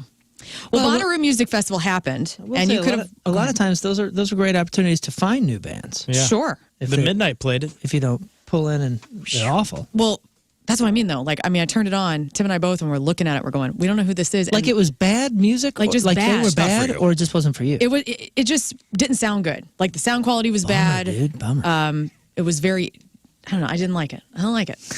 No, sir, I don't allowed. like it. You're allowed. Thanks. Well, it was on. Tried to watch it, but that isn't the big news of Bonnaroo. Organizers had to tell its crowd to turn off the new Apple iPhone feature crash detection mode because when people were dancing so hard or moshing or crowd surfing, it was automatically dialing 911 on that person's behalf. Oh, my gosh. So these kids would be like, crowd surfing, have the time of their lives, and they don't realize that it is calling 911. So I guess Wow. the local 911 like kept getting all sorts of calls to come to Bonnaroo. 191 calls every Slipknot concert. Did I tell you that happened to me at Six Flags? I had that on my phone, and it called my wife saying I was in an accident, and I was just on Mr. Freeze. You're like, I'm just having the time of my life. Oh. Well, crash detection mode can be turned off manually, and it's supposed to recognize when you fall or have an accident as it happens, and it will ask you, hey, are you okay? And if you don't respond, Apple will then notify emergency services. So They need to that's put what's a happening. theme park mode. Yeah, well, Hey Siri, go on to theme park mode for the next 7 hours. Yeah, well, at first contacted my emergency contact, which was my wife, Right. who was in another part of the park with my daughter. I was with my son. Whoa. And she's like, it's a car accident. What? Some kind of accident. And we'll put a pin to where your phone was. Right. Theme park mode would just notify authorities if I haven't gone 77 miles an hour in the last hour. It should notify the fun police because That's right. I was having a lot of fun. But also one cool takeaway that you can see on the blog is Hayley Williams of Paramore. She came out with Foo Fighters saying My Hero, and that was pretty kick-ass. Kourtney Kardashian and Travis Barker are expecting their first child together. She announced the news at Blink-182 show on Friday. She held up a Travis I'm Pregnant poster, like in the All the Small Things video. And he pretended he didn't know. I know. He Good for pretended him. he didn't know. And it was, oh, my God. Right. Oh, my God. Well, I watched the Anything Kardashians for the on show. Hulu, and just to have some empathy, Kourtney Kardashian they've really wanted to have a baby. She's the eldest of all the Kardashian sisters, and she's gone through IVF. She's gone through hell and back to try this. So I actually am kind of happy, like really happy for them. Yeah, good for them. That's yeah. super cool. That's wonderful. And it's But yeah, lame way of trying to fake out everybody. sister? lame is way. this? It's the perfect way. It's What? Kardashian If you and didn't Travis know. Barker. It's like you haven't been watching a reality show for the last 25 years for both of them. I know, man. I wish it would have been real though. It's I And wish they were, that would have been they his were moment. pretending they perfect. didn't know. Oh, my God. Right. Good for them. Michael Jackson's Neverland Ranch, the statues of the creepy bronze children are for sale individually. Originally, Michael Jackson's estate was trying to sell out all of these bronze statues, all 28 pieces of them, for $2.5 million. Nobody took the bait on that. So now they are selling these statues individually, and they go for prices like $150,000. So he had statues of little kids just around the. Dude. Wait, what is this? It This is this is from Fantasy From Land? Neverland. Or This Never, is yeah, Neverland. Neverland Man. No, you live in I Fantasyland. live in Fantasy. That's my Michael part. Jackson lived in Neverland. So I was, all around his estate. So in the yard. So these are bronze, creepy. I mean, these are They're not like cherubs. I They're live not in like, Never Nude Land. no. they're not like Roman cherub looking things. No, They're like they look children. like children, which makes it even creepier, just given the history. You're ignorant. I mean, the signs were there, people. Yeah, there were a few was red so flags bad. that we all. There were red flags all over the place. How did we miss it? These were his garden gnomes, basically. Yeah. There was one called Follow the Leader. It's really gross, man. So Could it also just be him walking around holding kids' hands all the time? I mean, that was that was bad enough. pretty yeah. big red flag there. Speaking of gross, you talked about the reality show about the Shiny happy people. Yeah, Duggars? I forget the letters, but the IBLP or something like that. Yeah. Holy Right? smokes! You better be ready. You better be ready. It's an emotional onslaught. It really is, man. It really is. I'm working my way through the Arnold documentary first, and then I'll start the Shiny Happy People. It's That's on Amazon, right? Amazon Prime, yeah. What's that one about? That is about Duggars. the Duggar family Oh, yeah. More so, it's about the homeschooling and the scene and the breeding. Right? Yeah. I forget what group it was. It's some sort of acronym. But whoa, boy, you better be ready for that one. Don't just think you're going to casually sit down for 10 minutes. And you got to be in the right headspace for that. Yeah. You know? There's a few times I had to pause and do something else. You digging the Arnold documentary? Yeah, we talked about it a little bit, but Yeah, I'm still in the second episode. same. The bodybuilding, like the first episode, is all about bodybuilding, It's awesome. and it's fascinating. Really? Second episode is about acting. It's about bodybuilding and his childhood, Yes, which Yeah. is wild. You learn a lot. the acting, and then apparently the third one is politics. Yeah, it seems like that's where it's headed. And then him he candidly talks about when he cheated on his wife with the Oh, good for him for being honest. Nanny? The housekeeper. Housekeeper. Yeah, I love the guy, and Moon and I were talking about it, but he's kind of a psychopath. Like, when you watch this documentary, I'm like, man, he really is. There's the front, he even talks about it. He's like, the front-facing guy. He's like, when I look in the mirror, I was like, you're fat, you're ugly, no one likes your chest. And then he's like, but to everyone else, he's like, I'm the greatest that ever lived, that ever will be. Yeah. But they were just like talking to him about his dad and his brother dying, and he just like he is the Terminator. He's just like, why would I take time to grieve? This is for weak-minded men. And I'm just like, I don't know, man. It was your dad, And your brother. and your brother died in a sudden car crash, and he's just like, he should have defeated the car. My brother was fragile. I was not fragile. I was Jeez. born this way. And I'm just like, He was all right. pretty. Yeah, when he was talking about his brother dying, it was pretty harsh. Pretty matter of fact. And you can't forget. He is a professional character. Yeah, maybe that's it. Maybe he just can't drop the character. He's or a something. professional character, and they even talk about it right in the first 60 seconds. I think two of the different people that know him best said, "Oh yeah, he's one of the most calculated human beings you'll ever meet. He's calculating every Man, single when thing he says in that front of dude people." was shredded. Dude, shredded. Yeah, I think that first thing that it Damn. shows him winning, and he goes, and now 22-year-old Arnold Schwarzenegger, and he comes up and he's 4 heads taller than the next giant man. Oh, my God. And you're just like, oh yeah, he didn't even need to go up there. Just give him the medal. I mean, Man. this guy was so much bigger than everybody else. As you're watching that docuseries, do you relate him as a person to one of the characters in his movies that he's played? Because, in my heart, he will always be the guy from True Lies. That's just who I believe that he is personally. Now lie in the bed and close your eyes. Yes. That guy. Do it. Do me. Do it. What character does he most Kindergarten cop? so his real life? Detective John Kimball. Who is your daddy and what does he do? Yeah, his real life in the find documentary. What character that he plays is most like him in reality? I want him to be Harry. You know what? It's the Terminator going down on the chain and putting his thumb up. Yeah, that's probably closest. Honestly, I would probably have to agree. if I got to take 4 seconds to represent him, it's that. Yeah. It's the horn, that synth is happening, and he looks up and does the thumbs up. Well, he even talks about in the documentary he was cast to play Reese in the Terminator. He was cast as the hero. Yeah, we talked about that with O.J. And- Simpson. Yeah. OJ was supposed to be the Terminator. Wow. But it wouldn't be believable. No, I think it was, wasn't it James Cameron that said like, no, nobody will believe that O.J. Simpson's a killer. Something like that, yeah. It would But be a then as Terminator. Arnold was like giving notes on the script, he's like, the Terminator must be calculating. He must be a killing machine that operates at the level that no one can. And they're like, James is like, do you want to do it, Arnold? Like, no. No, yeah. With sunglasses like this The more I and thought a about leather it- jacket like I wear. Then I went home and I started thinking about it. Yeah, it was almost like he was so controlling over the movie that he couldn't accept anyone else being like stronger and tougher than him. So he just decided to be the bad guy. He's like, I'll be the killing machine. And that made his career. And the rest is Fine, history. Rest I'll is do history. it.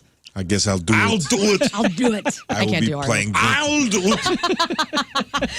Oh man, what is it? What is it about that? And by the way, I am sure that his accent, as thick and hard as it is and as steady as it is, that's also a calculation. He intentionally didn't drop any sort of bit of it. Because I I mean, hope not. listen, you spend enough time and go live in England for 30 years. Tell me what's going to happen to your accent. You think it's going to stay the same? No. Look at Mel Gibson. He's such an Australian guy. I don't know, but German, such a harsh language. But it hasn't moved since Conan. Hasn't moved. That was 45 years ago or whatever I that. feel like you catch him in sometimes in like candid interviews, you catch him. Movies, yes. But I feel like it's got a little more fluidity to it than when he first started. Well, it is such a distinct voice. I mean, everybody part- knows it's who you part are of when you the- do I that. agree It's with the you. business card. I think he's kept it. With the increase of artificial intelligence, the Grammys came out with a new rule that only humans are eligible for awards, saying, quote, a work that contains no human authorship is not eligible in any category. Now, to be clear, a song can have some AI collaboration, but the human creator just has to have meaningful contribution to the music and or lyrics. We're there, guys. We are there. When Garth Brooks and Trisha Yearwood got married in 2005, she kept her last name because that's kind of what famous people do, famous people. But Garth revealed last week that he'd rather be the one to do the name switch. He says, she was sweet enough for our anniversary last year to have documents, so her official last name was Brooks. I declined it. I'd be fine changing my name to Yearwood. Tradition doesn't count here. Oh. Isn't that Wow. You hung so around sweet. What a me and man. Scott, horse riders, for 2.5 months. You started. I know. I started getting all twang about it. I told you.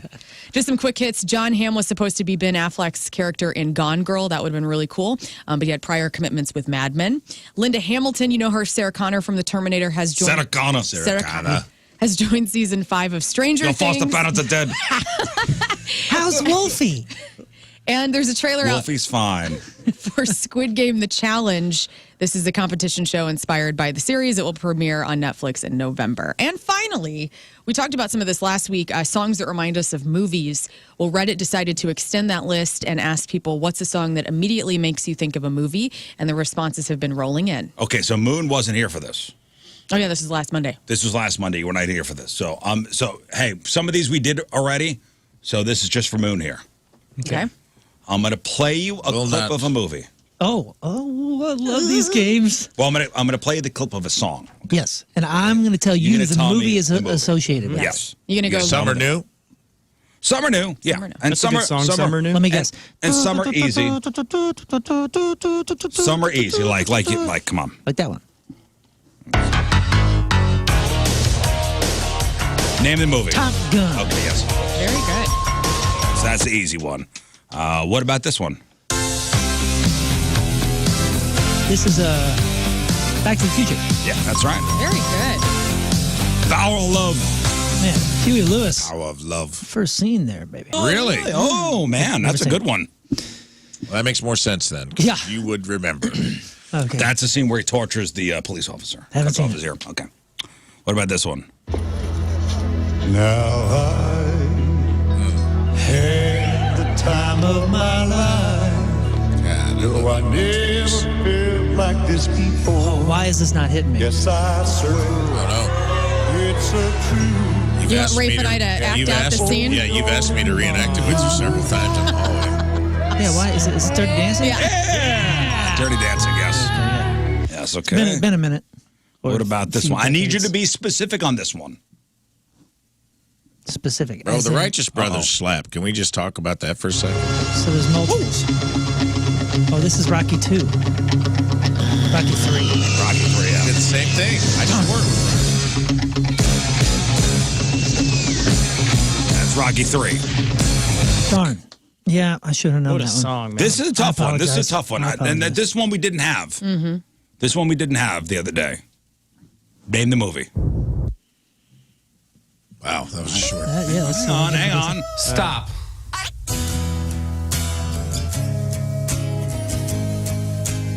Fight Club, right? Yeah, that Is it? sounds familiar. I like I'll that. go Yeah, with the Fight Fight Club. Club. I'll second the motion. I don't remember What's this the song? scene. This is Where's the end. my mind, right? Is it the Pixies, Where's My Mind? Such a This is as cool the buildings song. are falling, right? Yeah. Pardon? As the buildings are falling? Yeah. Okay. That's a great song. Anytime you need that kind of moment in a movie, that's the. That's a perfect great, song. yeah, it's a great song, period. What about this one? Oh, man. Shrek? Shrek, yes. I thought it was Very Dumb and good. Dumber. Yeah, there's so many with Shrek. Shrek, what about this one?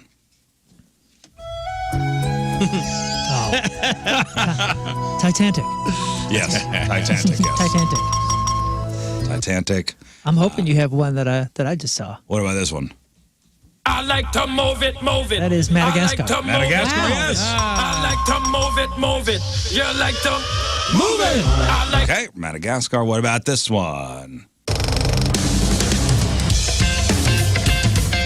That is Cars. Wow. That is Cars. Yeah, I like that. But who's doing the song? Rascal Flatts. Rascal Flatts. Look at this guy. Outstanding. Who should have been doing it? Tom the guy Cochran. that did the other one. Thank you. The Rascal Flats, they're friends of the show. That's right. Me and my gang. What about this one? Oh, that's Batman. That is Batman Forever. Batman Forever. Saw this music video Yeah. 3,000 times. Also they didn't play it featured. enough, did they? also featured a U2 song in this. The "Love Me, Hate Me, Kill Me, Thrill Me, Love Kiss Me, me, Kill love me, Me, kiss me, thrill me. It's a lot of me's. That's the one that me. Weird Al Chill out. spoofed about the dentist office there. Drill me, bill me. All right. What about this one? Darn.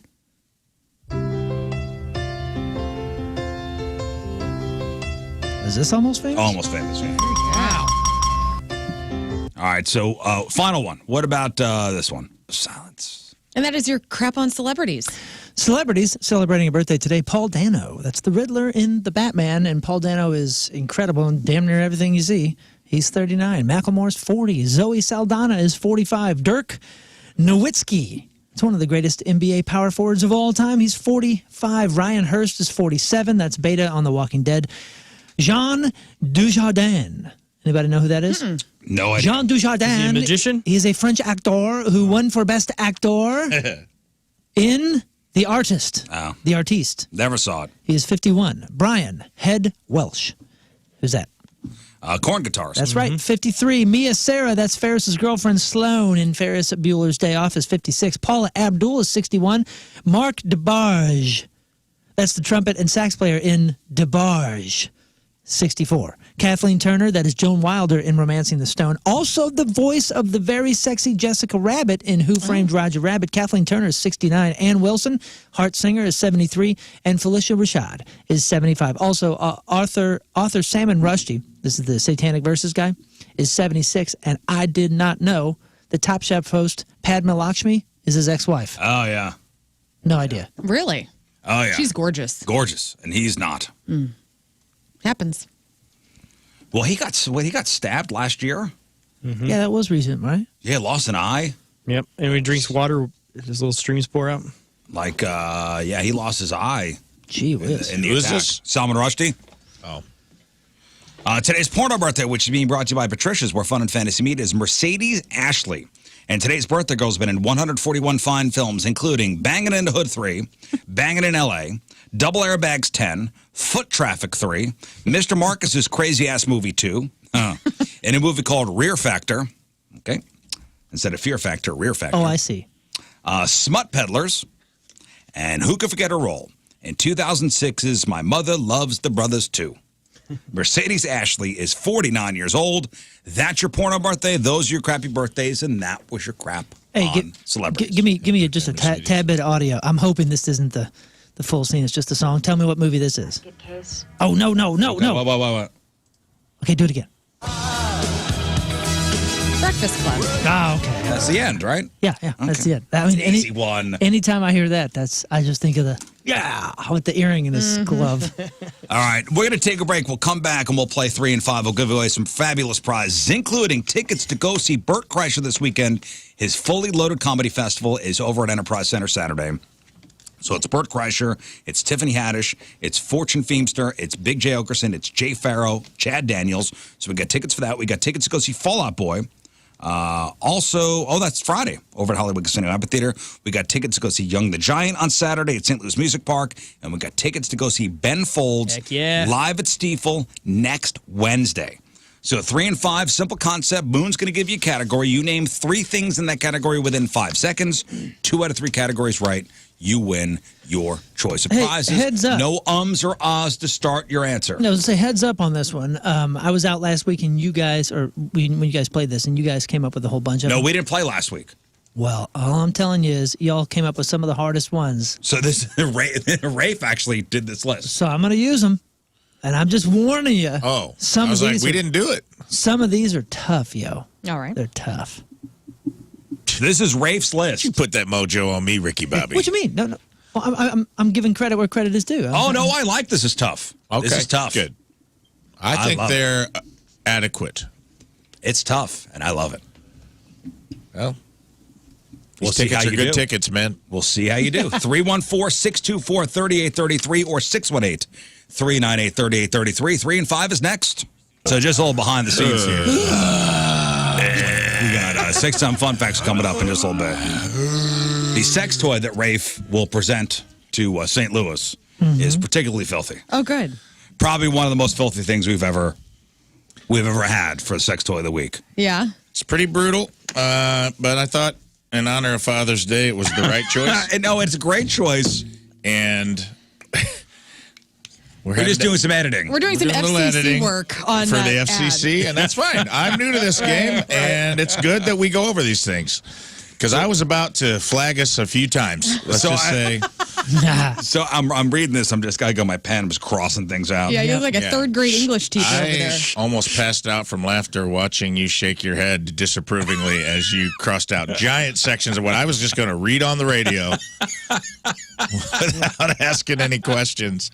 I also just want you guys to look at the picture of the sex toy of the week right now. Just take a peek and know that I was on my computer looking at this last night when my betrothed walked up and was like, "What are you doing?" I was like, "Just some research for work." It's a work thing. Oh, wow. She's like, "You have an odd life." Heck, yeah, baby. That hurts me, and I don't even have one of these things. Oh, yeah. The toy or the Both. or the toy? That's Well, it's complicated. We'll get to that. Yeah, we will. But we got to do this first. Yes. I was going to say, I can't wait. I have some questions for you guys once we get into Okay. this. All right. Oh, we have answers. No, we don't.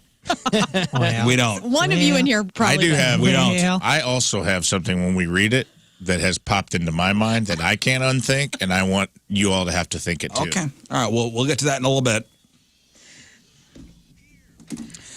But first, we are going to play 3 and 5. Now, this is a particularly tough competition today, a tough edition of 3 and 5. So Moon's going to give you a category. Okay. You name 3 things in that category within 5 seconds. 2 out of 3 categories right, you win your choice of prizes. We have tickets to go see Bert Kreischer's fully loaded comedy festival coming to Enterprise Center Saturday. We have Fall Out Boy tickets. Fall Out Boy is playing a big summer show Friday over at the Amphitheater. We got tickets to go see Young the Giant Saturday over at the St. Louis Music Park. And we got tickets to go see Ben Folds next Wednesday over at Stiefel Theater. Remember, no ums or ahs to start your answer. Right. And Lern and Rafe are the judges. Yes. And listen, there's a couple slow pitch softball. Yeah, of there's course. a couple softball slow pitches in here. But then you're going to get hit with rise balls, curve balls, screw balls off speeds. I Tons mean, of balls. There's A lot of balls. There's a lot of pitches in here. Yeah. And if All right. things get dicey, I'd rub a little jalapeno under my nose. You put snot on the ball? Mm-hmm. There's a couple. Okay, well, let's get to it. I think these are good. I have faith in our listeners. I love the challenge. Well, I love the challenge. There's a couple of challenges. All right, let's go to Shannon and Gerald. Good morning, Shannon. Good morning. All right, Shannon, let's play 3 and 5. Here we go. What up, Shannon? Name 3 types of snack cakes. Strawberry, chocolate, vanilla. No. Judges? No, we were looking for like little Debbie names like Ho-Ho's or Twinkies, right? Snack That's what I would. That's what I would have thought. Rafe? That's what I was looking for. Maybe. He definitely named flavors and Right. not Those are flavors, not types. not types. Not types. Yeah, sorry, buddy. It's okay. It's okay. Here comes a. Here comes. You were a, on it though, man. I like your enthusiasm. You got this. Here comes a Thank you. slow pitch. Here comes a slow pitch. Okay. Name 3 shoe companies. Nike, Adidas, Under Armour. Yeah.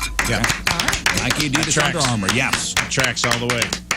Okay, final one. And here's the make or break. Name 3 cartoon cats. Jerry. Garfield. I got hung up on which one was Jerry. That's the mouse. Tom is definitely Tom the is the cat. Tom Tom Cat. That's right. What an idiot. Oh. Tom Garfield Heathcliff. Felix. Felix. Felix, that's right. Felix. Let's Sorry, go buddy. to Drew in Warrenton. Good morning, Drew. Good morning. All right, Drew, here you go, 3 and 5. Name 3 cities that are not in the U.S. Ooh. Nope. Yes, No. Ooh, China. is- You don't know First one. any cities? Paris, London. Yeah. That's okay. You can bounce back here. Okay, that was a Drew. That was a gimme. Okay, fine. Next, And here is your slow pitch. Name 3 Simpsons characters. Marge. no. Marge. I like that Marge is the one that stuck out, though, because, like normally it's Homer Yeah. or Bart. Homer, Bart, Lisa. Maggie. I mean, we could Mr. go Burns. forever. Mr. Flanders. Warrenton not representing today. I thought that was going to be a dunk. Yeah, man. Okay, let's go to Igor in Oakville. Good morning, Igor. Good morning, guys. Good morning. Okay. Yeah. Or is it Igor? No, it's Igor. It's Igor. not Amos, it's Emos. Igor. Igor. I love it. Let's go. Name 3 candy bars with nuts in them. Snickers, Twix, Mars. No, Twix has got Twix got is no nuts. silky smooth, buddy. There's Twix no got no nuts. In a Twix. Sorry, Twix got buddy. no nuts. Okay, next. Name 3 pieces on a chessboard. Nope. No, come on, man. King, queen, pawn. We're kings Igor. with pawns, Fernand. Igor, Oh, no. the Soviet Union will not be very happy about this performance. It's supposed to be chess. Good job, buddy. I thought chess. Igor, he is going to dunk Right. on this one. Man. Oh, the next couple. Shoo. Hey, let me take a sip of coffee here. Yeah. All right, Todd and O'Fallon. Good morning, Todd. Morning. All right, Todd, here we go. 3 and 5. Name 3 Martin Scorsese films. No, don't have it. Killing it. Okay. That was good, That's man. okay. That's The okay. joy you're The having. Departed? Like, I couldn't. Goodfellas, for God's For sake. God's sake. For God's Ernest goes sake, to Todd. camp. Okay. I think. I don't know. I'm gonna pick up. Here comes the slow. Here we go. Okay, I'm just gonna Here it throw comes. this slow. Here it comes, Todd. Name 3 types of berries. Strawberry, blackberry, raspberry. Yes. Very good. Okay. This guy knows his berries. Okay. Taking does. Ethan and Gavin and some buddies of mine. Okay, I'm hiding this. This ball behind the glove. You're not gonna see what kind of pitch this is. Name 3 prime numbers. 9, 5, 7. 9, 5, 7. Nine is not a prime 9 is number. not, because 3 times Threes. 3 is 9. Yeah. 3 and 7 are though. Bye. Yep. Yep. 1, 1, 3, Three. 1, 5, 7, 11, and so forth. I'm Does not gonna 1 go. count? I'm not sure. is A 1 a prime number only divisible by 1 in itself is a prime number. So And one one is divisible by 1. I don't think one only is, divisible by 1 in itself. and 1 is by itself. That is a prime number. You're describing a prime number. I don't know What are the prime disconnect numbers? is. I don't think 1 is a prime. No. I thought 3 was the first prime. 2, 3, 5, 7, 11. Oh, 2 is. 2. Is 1 a prime number? No. Okay. What makes wow. 2 a prime number? 1 is neither a prime number nor a composite number. I don't know, man. 1 is its own thing. 2 seems weird. On the internet. Dang. Then it's right. I didn't think 2 was a prime number. I didn't but either. Either way, I always 2, thought 3 3, was the 5, first 7, one. 11. 2. not 9. Ah, Not 9. Okay. what the heck? Did we give away anything today? No, not yet, but we got more callers. I got Okay, more questions. There we go. Dan, hello. Hey, what's up? Hey, Dan. Hey. I got some confidence in Dan. Me too. Yeah. Heck yeah. Good All right. vibes from Dan. Okay, Dan, name 3 brands of cigarettes. Marlboro, Newport, Winston. Winston. Right on. Where are you from, man? St. Louis area. Oh, thanks for being very descriptive and specific, man. I also People am coming from the in St. town. Louis area. We also are in the St. Louis area. What do you want him to say? His street name? Yeah. Just those were specific what- brands. The brands of cigarettes he chose says a lot about him, and I want to know where he's from. If I said American Golds, What'd he where would say? I be- If I said American Golds, where would I be from? Oh, Crestwood. No. No, I'd say Arnold. Wildwood. Merritts. yeah, Festus probably. All right, next. Name 3 Major League Baseball mascots. Nope. Nope. Okay. I'm with you, You couldn't buddy. even throw Fredbird a Not bone. even Fred Bird. Yeah. Okay. All right, come on, Dan. Last one. You got it. Name 3 video game consoles from the 80s and 90s. PlayStation. 1. Oh man, Nintendo, Atari. Start with the easy ones. Sega. Super Nintendo, Any others? Dreamcast. Just the With the cigarettes. Tiger handheld On. games. I mean, there was a chance there. There Right? was. Yeah, Yeah. that was There was a that chance. gimme. Okay. That was a gimme. Chad? Good morning, Gimmy's Rizz. How we doing, long. I everybody? just want to make that clear because I thought everyone's going to be mad at me that nobody's No, winning. I'm not mad at you. I'm Somebody never mad. blew 3 Simpson characters. I'm not Right. mad at you. The video All right. game consoles was a layup. You got So this. I feel the same way. Chad's got this. Here Chad, we go. let's All right, go. Chad. Chad, come on, Chad. Name 3 Sesame Street characters. Grinch, the Big Red, and... Nope. It's over. Oh, Man, I was on the wrong show. what are you doing? I got this. I was Grinch. on the wrong He said show. Grinch Big Red, Big which Red is isn't, a bird, that's a right? gum. I'm in Big Bird. Chad. Everybody, let's settle down. Okay. Let's, guys. Chad, Hey, that was a layup, dude. You got it, Chad, bud. everybody. Rafe, Lern, Scott. Yeah. Moon, you're all right. Settle down, everybody. All right, Okay, sorry about I'm that. sorry. Calm I got down. all lit up. Do this, bro. We got this. We got this, Chad. He just Come took on. it. He's holding in a bong rap right Here now. comes He's it. like, I got this. Here comes a 4-seam fastball right down the middle. Name 3 HBO original shows. Dune. It's over. Sex in Killing the City, it. Chad. Killing it. I thought you were going to give him more of a layup than that one, even. Oh man. Oh, I told you. Well, 6 Feet Under. The Wire. Sopranos. Tenacious D. Game of Thrones. One more? Yeah. I guess. Let's keep going. I mean, let's keep going. Let's keep going. We're having a winner's Monday over here. Okay. We've had no winners. Casey, hello. Hello. Oh, hello. All right, Let it Casey.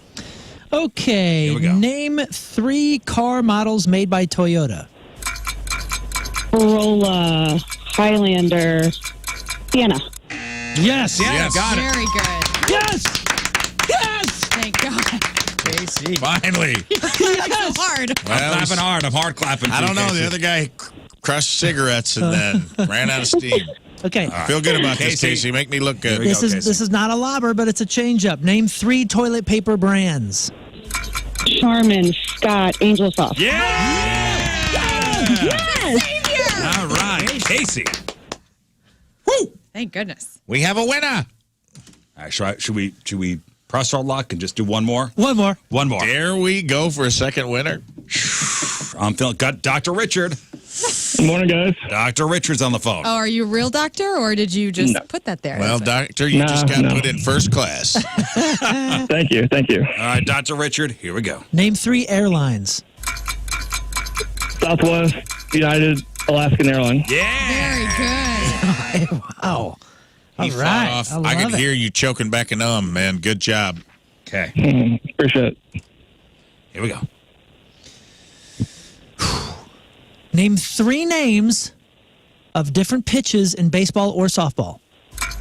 Fastball, curveball, knuckleball. Yeah. There it is. That's it. Hang on, Dr. Richard.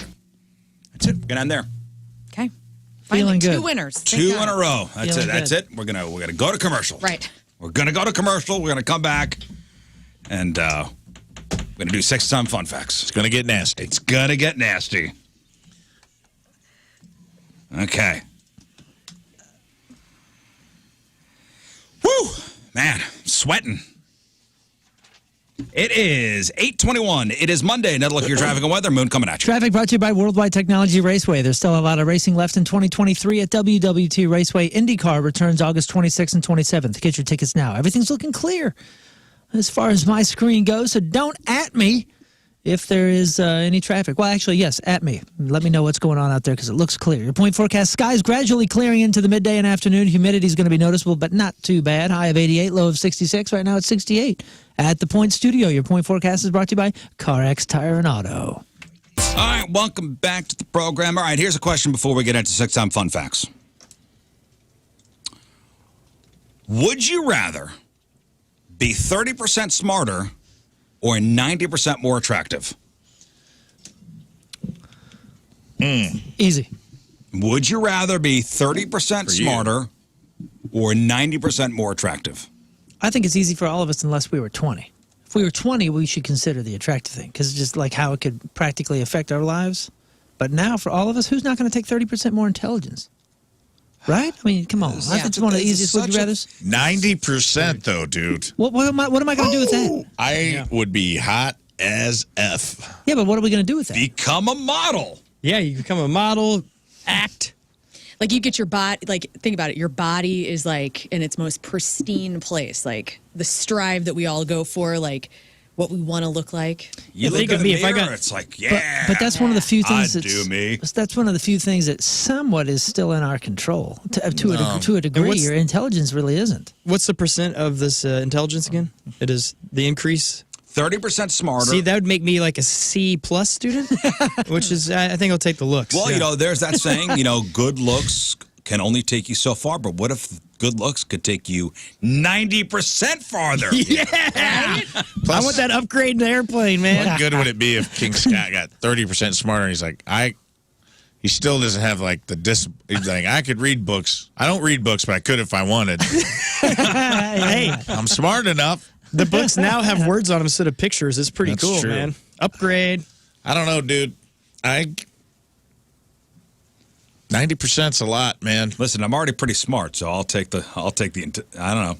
Really? I'm watching all these I'm hot already people pretty smart, invade so comedy, I'll take the intelligence. and I feel like Yeah, the new muscle Watching you guy. deal with I'll this take right the now, it's intelligence. fun. You're talking about the hot guys in comedy? It Yeah, is- the it muscle is- man. It is bizarre to see. I'm just starting to see really hot people like dominate comedy, and a lot of them, I would say, I'm not going to get into the who's who because I don't talk trash on other comics, but there's a lot of them that are doing mediocre crowd work that I'm like, if this person wasn't smoking hot, would people still care about this? I thought Bert Kreischer his stuff's Yeah. pretty good. I don't know. Yeah, exactly. Ah, I don't see- know. see I what- feel like it. Yeah. I feel like it goes a long way. I mean, I have had casting directors say wild stuff where they're just like, you know, they'll just straight up tell you it's brutal. What? What did they say to you?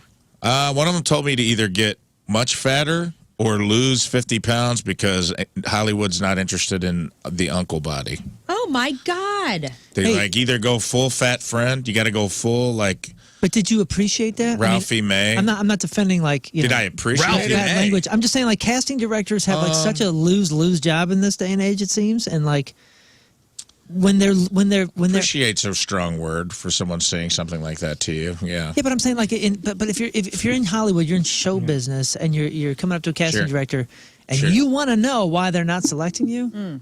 Don't you want to know? And that also what an agent I'm would not do saying for in you this too. particular. I'm saying on the broad. I wasn't auditioning when he said this to me. Okay, I didn't I was know. It was walking a down the bunch- street. This was just some Unsolicited. free advice. Right. Oh, okay. I'm sorry. No thanks.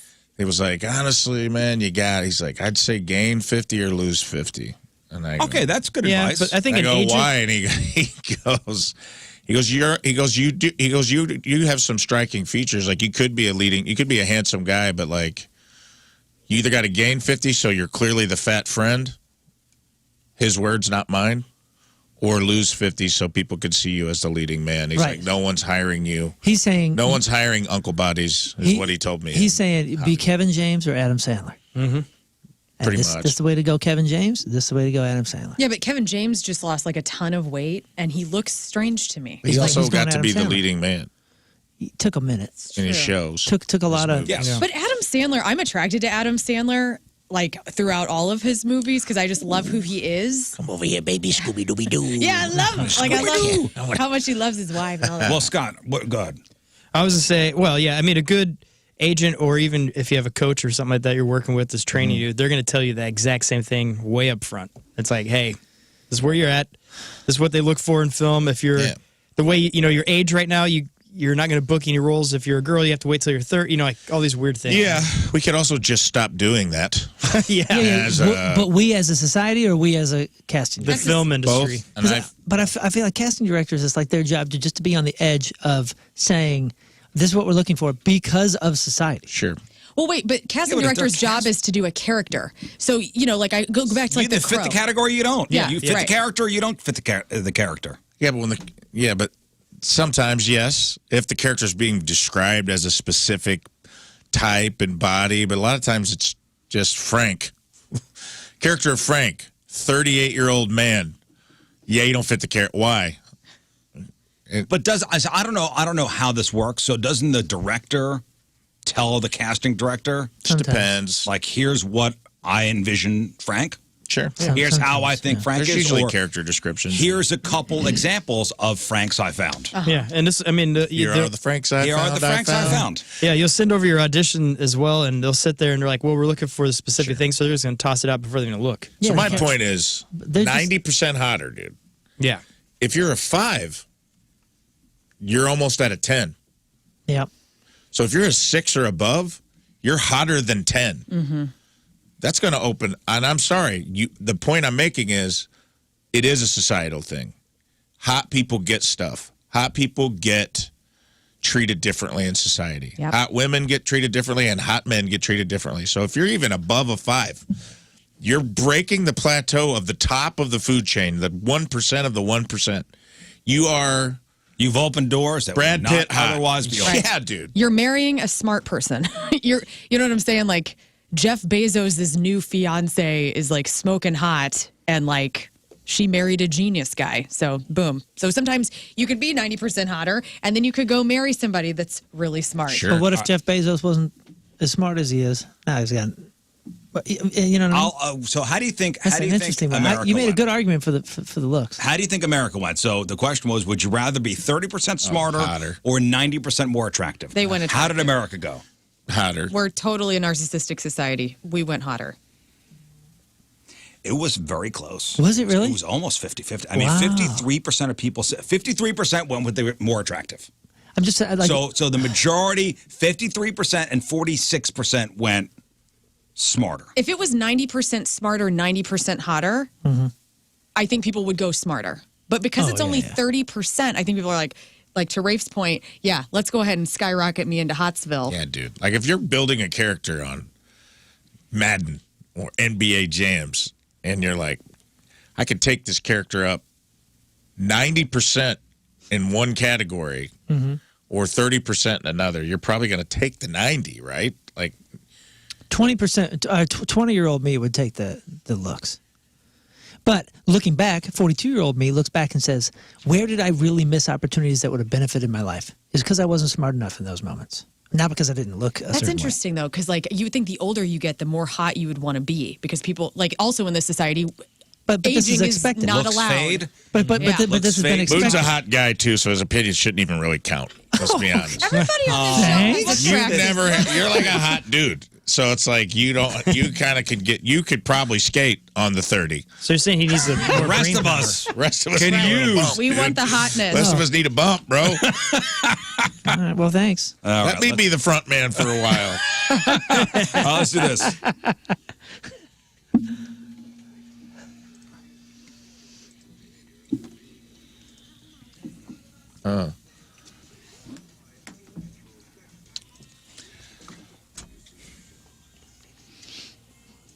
And it's sponsored by. Patricia's, where fun and fantasy meet. So the sex experts at lovehoney.com recently conducted several surveys asking men and women which professions they consider the most sexually attractive.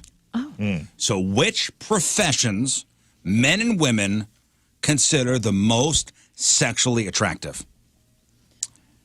And Lern, since you are the only female here, Yes.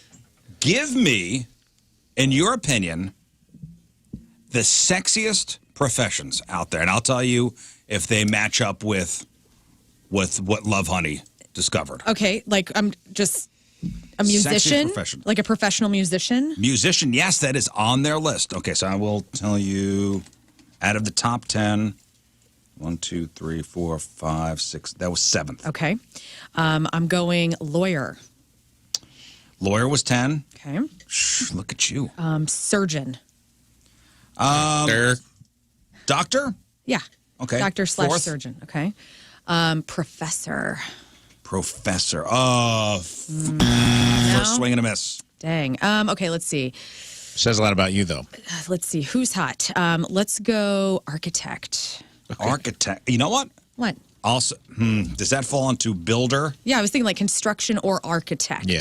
Builder? They build That's stuff. number 2. You got rough hands. Number 2. Okay, let's see. Hot. Smoking hot. Sexy profession. Chef. We are a chef. No, we are hot. We are no, making sushi. No hot chefs. Let's see. Who's hot? Who's hot? Who's hot? Welcome back to Hot Chef. Like a producer. Like No. let's see. Who's hot?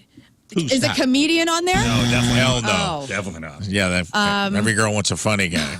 As long as he's smoking hot, too. Let's see. God, who's left? What do you people do? Oh, but there's What do you mean, you people? What do you people do? men.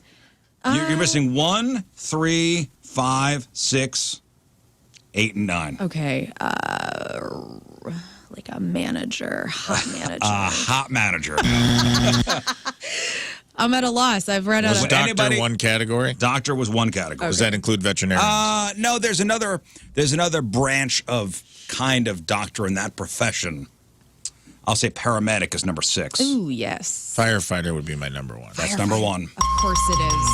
Number 1. I should have said that. According to women, sexiest profession, firefighter. And they are, man. Out of all the first responders, they're just smoking hot. Firefighter, builder, police officer, doctor, mechanic. Hot mechanic. Mechanic. Congratulations, Yeah, like mechanic, number 5. Like a dirty, Wow. oiled up mechanic. Like a Paramedic, musician, electrician was number 8. Ugh, no, I'm sorry. My dad was an electrician, so I can't go there for this. Learn- I'm sorry.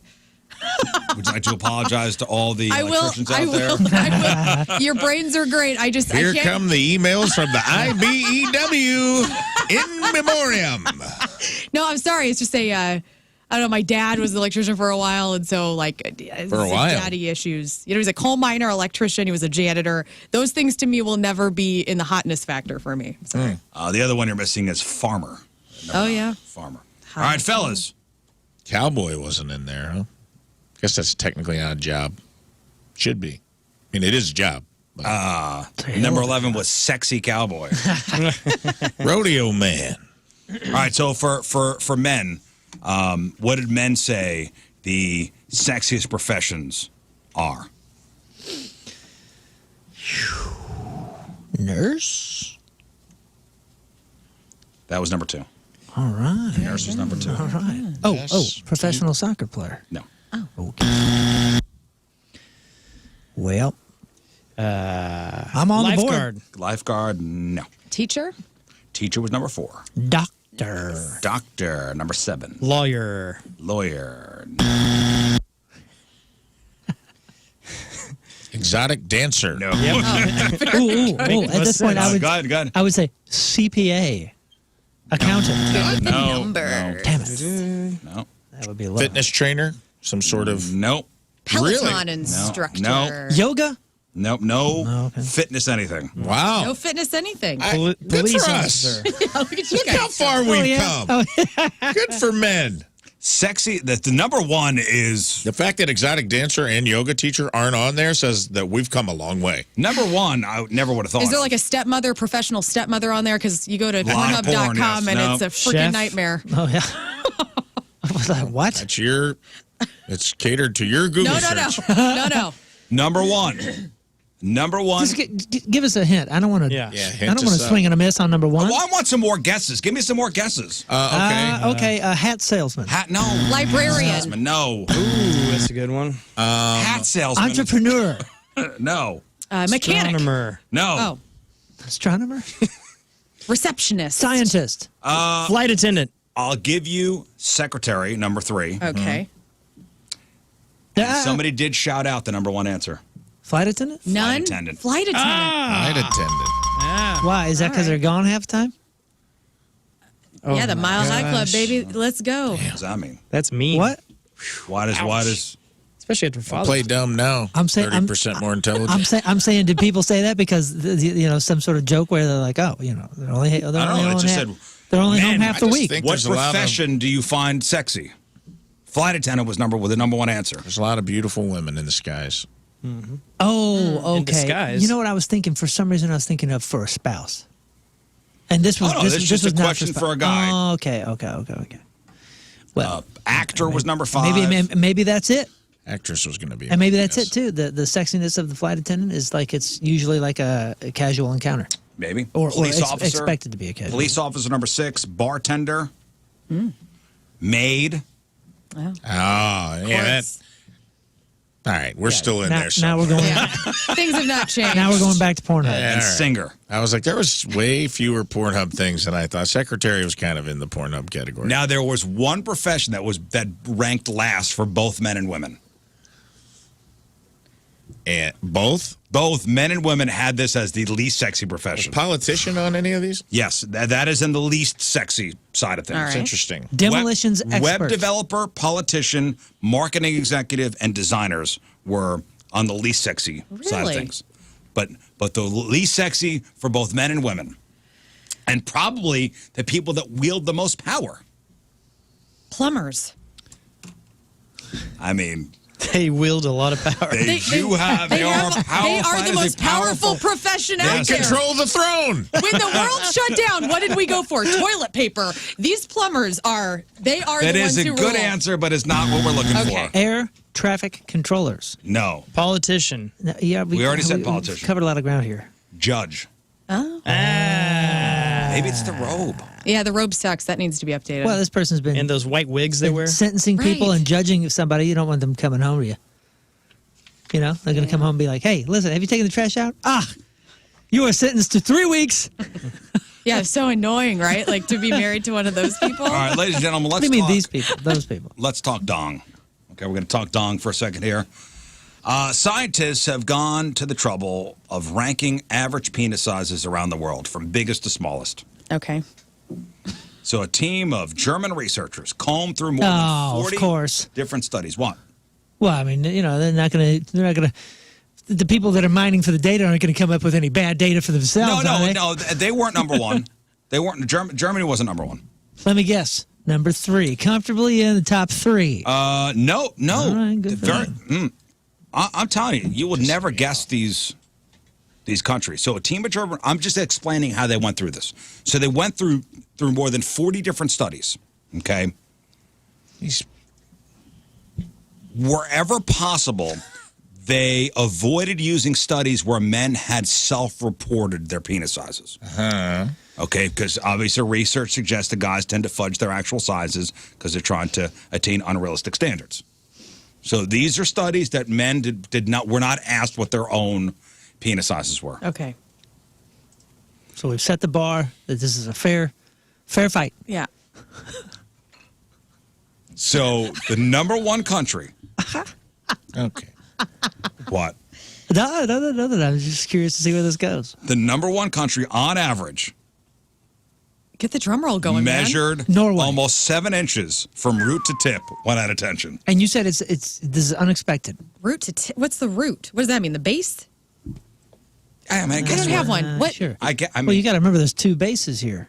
I- There's- Base of your skull, no, I just which mean is where I measure from. there's two bases if you're really thinking about it, especially if you're directionally average.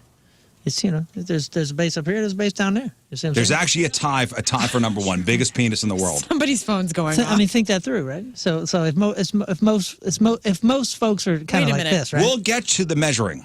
Okay, but Hang on. On Show how me. to. I'm You're trying to tell her are what's you doing going on. this and then Here. What do you think this banana. represents? Here. I happen to have a Okay, banana. so we're gonna say most people are kind of You'll eat that later. there's an angle you see. I do see now. this, Let's yes. let's try to straighten this out because I mean if this is something else. it's but- otherworldly? yeah, let's. I don't want to Don't break my Don't break banana. the banana. Okay, so Use your imagination. all right, so you got a ruler, right? Imagine. Okay, so let's say this is the ruler. Yeah, Imagine on the top. I measure. Yeah. Now watch this. If I measure like that and I start at the same place on the body, it's down here. You see? Do you see? Yeah, 2 bases. Yeah, you're right. Yeah, so Yeah. bottom There's or a top. Wow. I'm going to tell you in a second. Okay, I'm sorry. I thought you were gonna just You're squeeze. burying the lead, boss.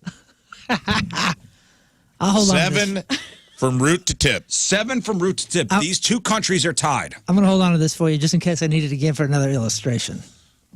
Congratulations, Ecuador and Cameroon. Oh, my Biggest goodness. penises on the planet. Outstanding. Biggest dongs on the planet. And both of those countries have done far better in international soccer. And even when they lose, though, they always have smiles on always their win. face. And now And Even now- though it they makes lose, sense. they always win. So on average, both measuring almost 7 inches from root to tip when at attention. Then congratulations, Bolivia, All right. Hey. Sudan, and Haiti. We're talking 6.5, 6.48 inches, and 6.3 inches, respectively. Okay. Americans, 60th place. Nice. Bye. Leaving town. Man, this is great. 5.4 inches. This is great information. This is why. There was just a few years ago, and it's going to take me forever to get it back up. But we talked about this on the Rizz Show, and we talked about a study that who had the biggest. And what did it come out? The United States. But the data was collected from self-reporting. Yeah, of Exactly, course. And man. they Exactly. took all that out. It's amazing. We're 60th. We're first in self-reported. Yep. But in the truth, we're 60th. They took all the self-reporting out. So we are 60th, and 60th place with an average penis size of 5.4 inches. Over the UK, 68th place. Oh, all right. All Yeah. right. 2 inches. Yeah. And not great news for Cambodia. Oh no. Last place. Dang. The average Cambodian penis is 3.95 inches. Cambodian? Average Dude. Cambodian. I could do porn in Cambodia then. You could. No, Nice. get back to the root here. You said you're going to explain it. Is it top root or bottom root? I also have another little thing before we get to that. The German research team did address yet another penis-sized myth. It's often claimed that the length of the penis can be determined by the size of the shoe or the length of the index finger. You ever hear that? Mm-hmm. Big shoes. I got big fingers and 10 and a half. Big See this thing? shoes, big dong. They said, no, there's no correlation. I could have told you that. Did No you guys correlation. ever hear this thing though? The thing about like however far a man's finger could touch his, you stop there, and then that distance from there to there is supposed to be. Let me reveal.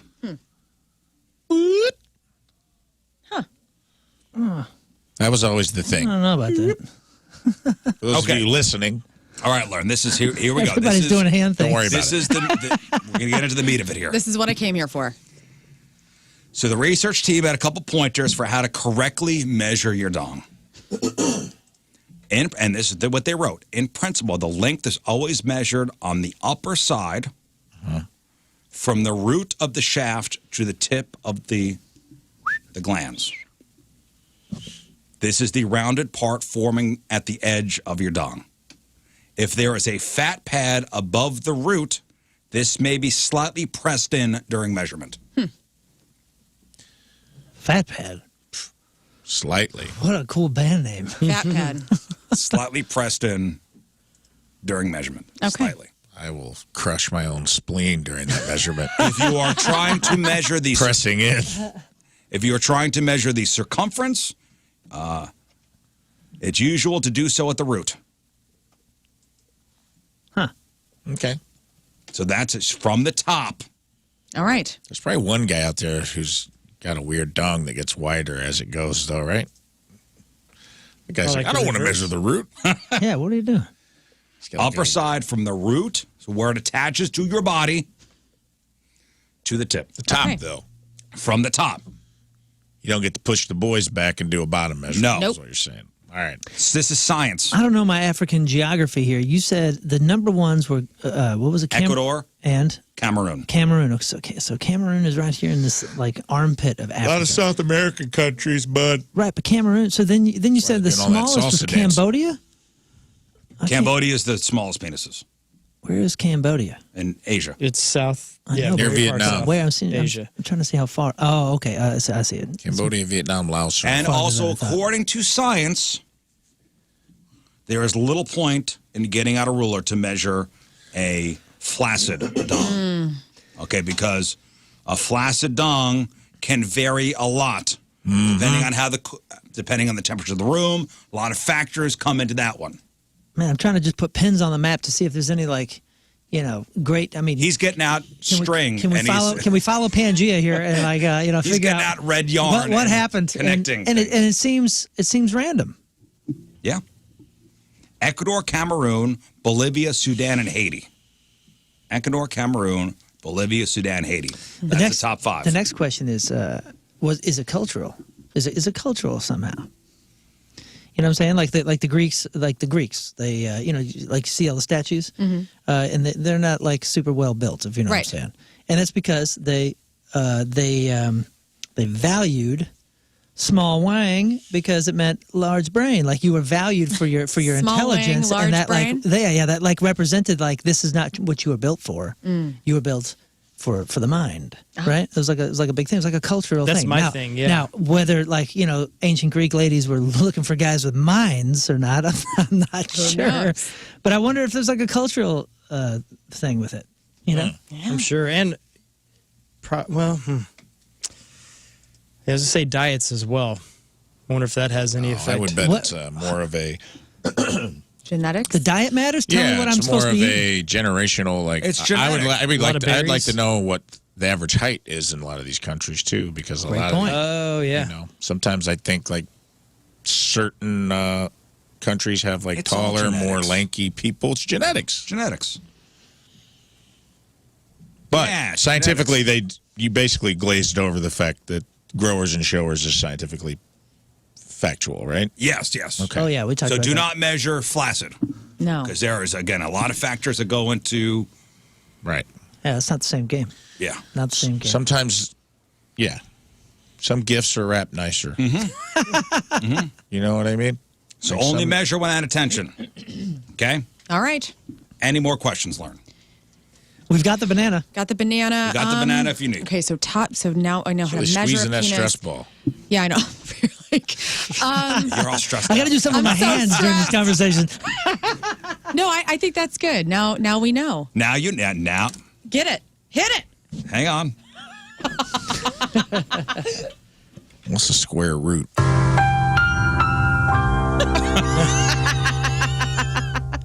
I feel better. I love I it. do too. 30% more intelligent now. Okay. I got more questions for Rafe coming up with this. Oh, next this? toy. Okay. You're not alone. All right, Rafe, let's get, Excuse me. as you Clear my would, throat for into this. this. All right. In honor of Father's Day, I had to find a special sex toy. What do you get a dad who has everything? You know? Here's what you get him. Gates of Hell stainless steel adjustable valve release sound cage. Wow. Wowie wow. $67.99 on sale for Father's Day, lasting all the way through this week. And 5-star reviews across the board. Gates of Hell stainless steel adjustable valve release sound cage. Put your slave's pathetic penis in a steel cage and shove a rod inside. Man. Gulp. Man. This is just the first sentence, guys. This thing is... I'm looking at the unedited version of what Rafe is reading. And yes, it's there's a picture for everyone in the studio that they're looking at right now. You can look it up on your own. Gates of Steel or Gates of Hell stainless steel adjustable valve release sound cage. Let's just say it's not for the faint of heart. It's for all the real dads out there, the dads that stepped up, if you will. This sound cage is designed to give your submissive the intense captivity that he craves. Each ring is hinged for a better fit and more manipulation as you do whatever you want to that rod. This cage will hold it upright as the urethral insert slides inside. An Allen wrench is included to clamp the sound in place once you've shoved it in as deep as you desire. An Allen wrench. Yeah, maybe you get this at IKEA. I don't know, man. When it's an Allen wrench got involved, all the dad's ears all perked up like, oh, an Allen wrench? I know how to operate that. The hollow core allows liquid to pass through while he's trapped in this evil device. That dong belongs to you. How long will you make him wear the Gates of Hell? Imagine, Mistress is in an especially sadistic mood tonight. She ordered me to strip as soon as she came through the door and immediately gave me a hard, tight squeeze. I winced and she laughed. Ha ha. Saying this is just the beginning for you tonight, sex slave. Then she gave my nipple a hard pinch and walked into the bedroom. She emerges now with a device that she only pulls out when she wants to make a long night of it. The Gates of Hell. I'm going to keep your pathetic phallus, if you can call it that, trapped in this evil device all night, she tells me, and a shiver runs down my back as I stand there. Present your nasty little worm to me, Mr. Slave, she orders. So I approach her. She puts me into the device. You won't be able to touch it now, will you, you dirty little perv? I shake my head, defeated. Now it's time for the fun part, she says, as she holds up the urethral sound. I love it when my mistress is in a sadistic mood. Goo-goo! Man. All right. The Gates of Hell stainless steel adjustable valve sound specifications. Cage is 6-inch in total length. Rings measure 1.25 to 1.85 inches in diameter, and the sound is 5.5 inches long. Damn. Woo-hoo. So that's a rod. That's the steel rod. That's the steel swizzle stick that you're going to mix that martini with. That's right. Each ring is hinged for a better fit, and the hollow core allows liquid to pass through. Let's get into some reviews, shall we? Yes. Review number one. And I ran out of music on this one. It's so long. Review number one, extremely satisfied. This is for average to large penis and not for extended wear, so be warned. Cleaning the plug and clearing out the urethra periodically is necessary. That being said, it does fit snugly, and the plug increases sensitivity while maintaining an erection. Yep. Have a clear discussion about stretching male anatomy and pain if you use this with someone so the damage and infection does not occur. When used properly, stimulation is unbelievably intense. Being unable to touch one's genitals normally creates boundaries one can't appreciate. Of course, it's open to torment with CBT only limited by your imagination. 5 stars. I had to look up CBT, by the way, and can't put that in there. Cognitive behavioral therapy? Nope. Well, you're close. We'll talk about it off the air. It ends in torture. Let's put it that way. Goodness. I'll let you know what the C&B stands for off the air. I have questions. I'm going to write it down. So, were you done? I'm sorry. We have more reviews, but I want to get to your questions if you have. That's that. Do we need more reviews? Oh. I'll get to these other 2 real quick. Yeah, just do it. Review Go. number 2, it's hell for him. Having him wear this is what he needs. With posture collar attached, it's really well made and torturous. He doesn't like it, but my lady friends do, and he'll never stray again. 5 stars, Lil Hellcat. Okay, the final review, not for the meek, timid, or new to sounding. First, yes, this sound is a lot more impressive than I thought. It goes all the way down into the crotch and is very thick. Nicely, the smoothness helps it slide pretty easily until your face registers where the end is. Good God. The movement with the rings is nice and evil. My dominants are a bit more torturous, knowing that I tend to have few limits and high tolerances. They made me wear it for 4 days straight. Sleep, work, everything. I managed to get it to fit into my pants by pushing the tip down one leg. Had to poke out the end of my underwear, though, as the overall length of the device is not small. One of my dominants managed to make me cross the finish line, device, sound rod, in and all. I do not recommend that. Between that and some of my dominants forcing me to edge, I did develop a small and unexpected red surprise slipping out the sound. Oh. Okay. It healed quickly, but be safe and use with caution. For those willing to push the envelope, OMG. 5 stars, Kellyanne. Oh, that's nice. 5 stars. I mean, yes, questions. this is a heavy metal catheter. You know what I'm saying? Yes. That's what this is reminding me of. Yes. A little bit. And Weird place to store your knitting needle. I will say Moon's that. been squirming the entire time. I don't like this because I've had a cystoscopy, and I'm not saying that if you got one coming up, you should be worried. But show that to Lern with the banana. For me personally, it was one of the most difficult experiences Gates of hell? I personally have ever had. It was the gates of hell? No, the cystoscopy for me was the gates of hell. Yes. Yeah, I would say that like having a catheter in for most people is like the top thing that they're like, I don't want to be awake for that. Yeah, it's something. Yes, this is truly sadistic. This was many, many years ago, and it is vividly top of mind. Closest thing I could when he talks about compare it to paint a visual picture for anyone without getting fired from my job is, you ever been to City Museum and as an adult and crawled too far into one of those like airplane, you know how you go outside and you can crawl up into the little spaces at City Museum and you get in there and you realize, man, I got to back out of this thing because it's gotten too narrow. Yeah. And you kind of caged up in there. It's kind of like that for your penis. Yep. Dude, listener on Twitter just said, last time I used an Allen wrench for something associated with my body is when I had a tumor removed and had to move my arm bone from elbow to wrist. No way I want to do that with anything else. Okay, well, that's the sex toy of the week, the Gates of Hell stainless steel adjustable valve release sound cage.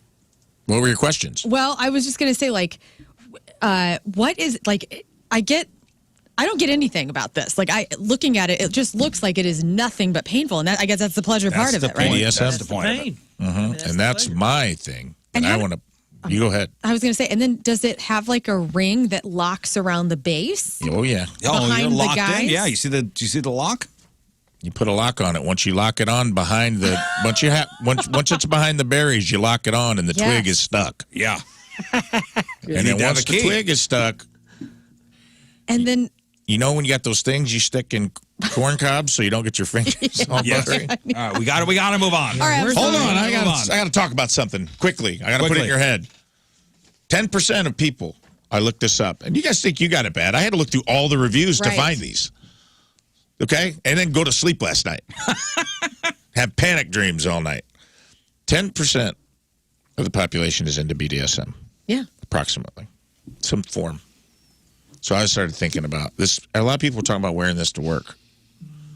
And I was like, that means that in Hubbard radio office somewhere, statistically speaking, one of our coworkers, colleagues, I'm not saying it's Jamie Rivers. You know what I mean? I'm not saying that I know exactly who it is. I'm not saying. I'm not saying it's King Scott either. I'm not saying it's King Scott. I'm not saying that I thought I noticed Donnie Fandango's pants made a weird jingling noise last time I saw him walking down the hallway. I'm not saying any of that. But what I'm saying is, statistically speaking, you may have had a meeting and/or conversation with someone in this building while they were wearing the gates of hell. Not a bad And I'm never not going to be thinking about it in a meeting for the rest of the time I work here. And neither are any of you. It could be John Kowski. We don't know. Could be. Knows? I don't know. I don't know. Life's crazy. This thing's nuts. What people do behind closed doors, their own business. I don't know. That's right. Behind closed No zippers. judgment. No judgment. No This is a judgment. judgment-free zone. no. Absolutely. You mean what people do behind closed zippers? Yes, Very whatever. curious. It's fine. It's in their pants. I don't Because know. we've been in a meeting. You're saying we've been in a meeting with one of these. I'm saying it's a highly possible. Statistically speaking. I mean, I'm yes. hurting for that person. But they're having a good time. They're having a great time. All right, let's take a break. Woo! All right, we'll take a break. We'll come back. Moon's got sports. It is 9:10. It is Monday. Another look at your traffic and weather. Moon coming at you. Traffic brought to you by Worldwide Technology Raceway. There's still a lot of racing left in 2023 at WW2 Raceway. IndyCar returns August 26th and 27th. So get your tickets now. Everything is clear as far as I'm looking. At the traffic here, we have that thing up in 70 at 94 has been cleared. So it says your point forecast skies gradually clearing into midday and afternoon. Humidity will be noticeable, but not too bad. High of 88, low of 66. Right now it's 69 at the Point Studio. Your point forecast is brought to you by CarX Tire and Auto. You guys hear what happened to the bus driver for the Pittsburgh Pirates? No. Oh.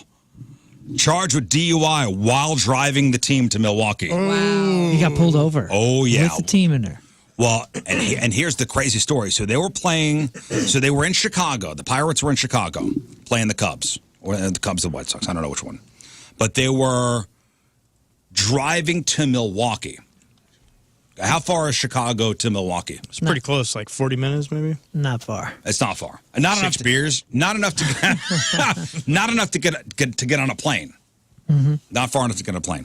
So the Illinois State Police were escorting the bus, and the driver just turned off. Oh. Just did not follow the escort.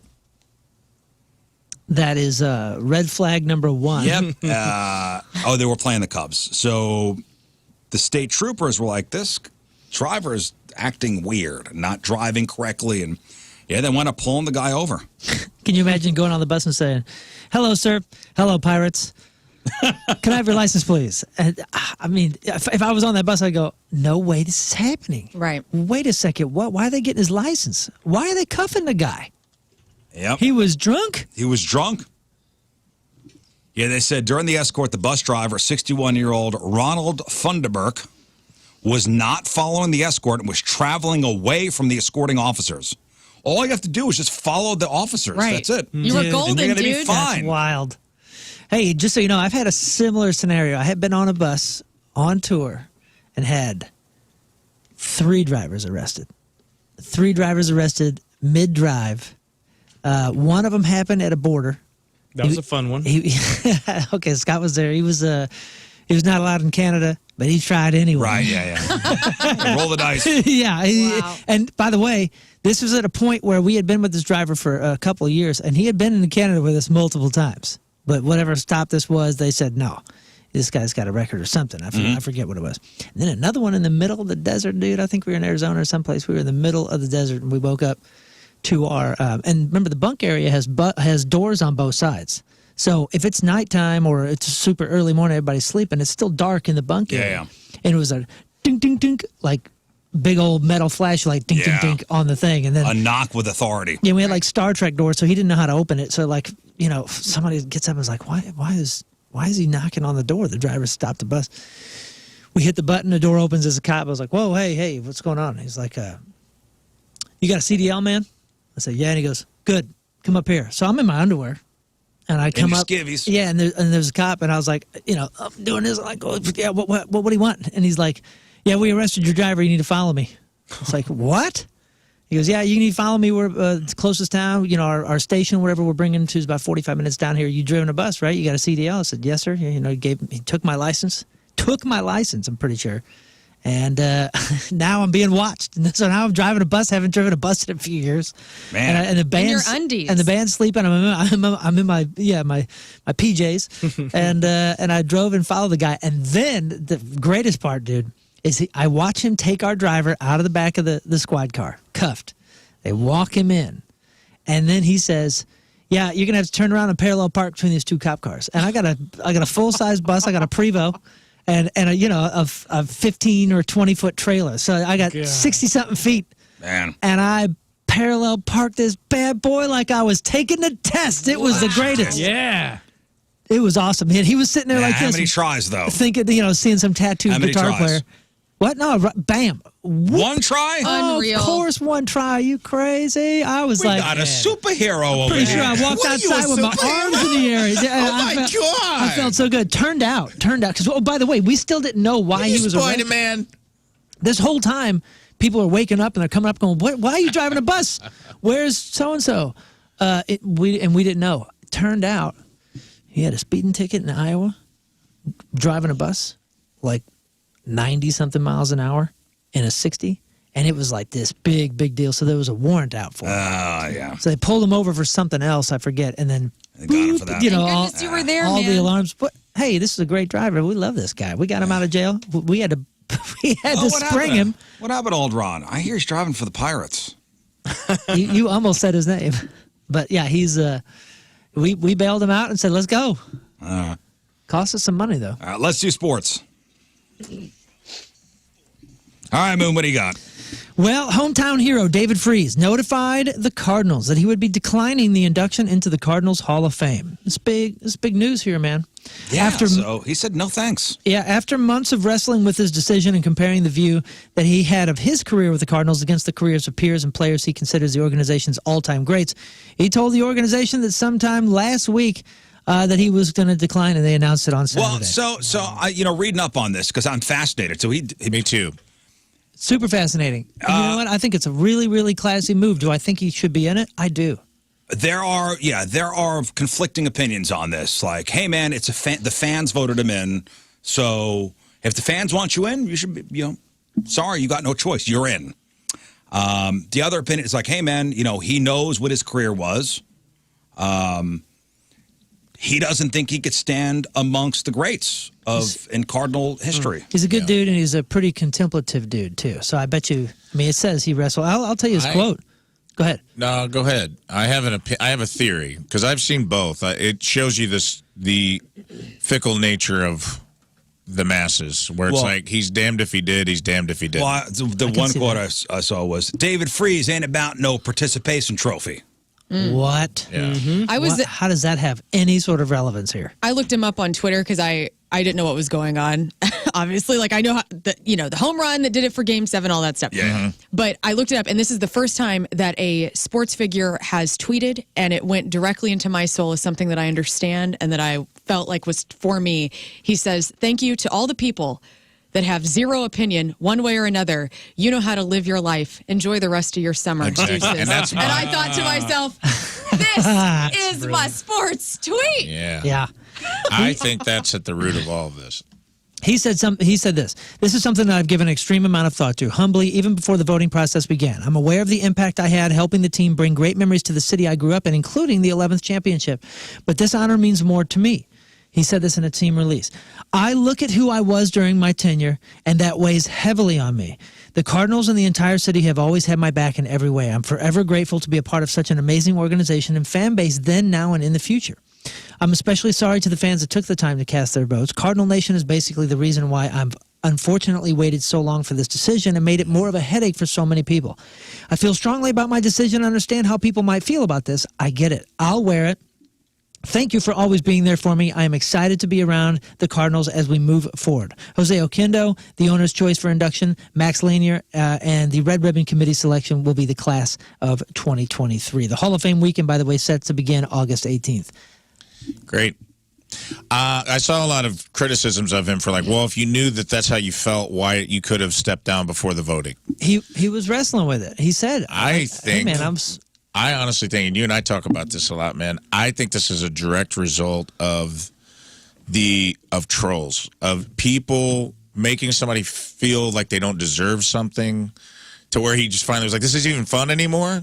I'll turn it down. Because I think what happens is everyone has to have an opinion. Yes, is he maybe a little shy of Hall of Fame status? Probably, as a career as a Cardinal. But he had a huge role in something that happened here that was magical. Huge. Yeah. And huge. Hometown it was a cool guy. thing. And he's a hometown guy, so maybe he's getting the hometown bump. Who cares? Best fans in baseball? Who cares? Who cares? Let the guy in. Who cares? Let him enjoy it. But we couldn't do that. Collectively, we can't ever do that.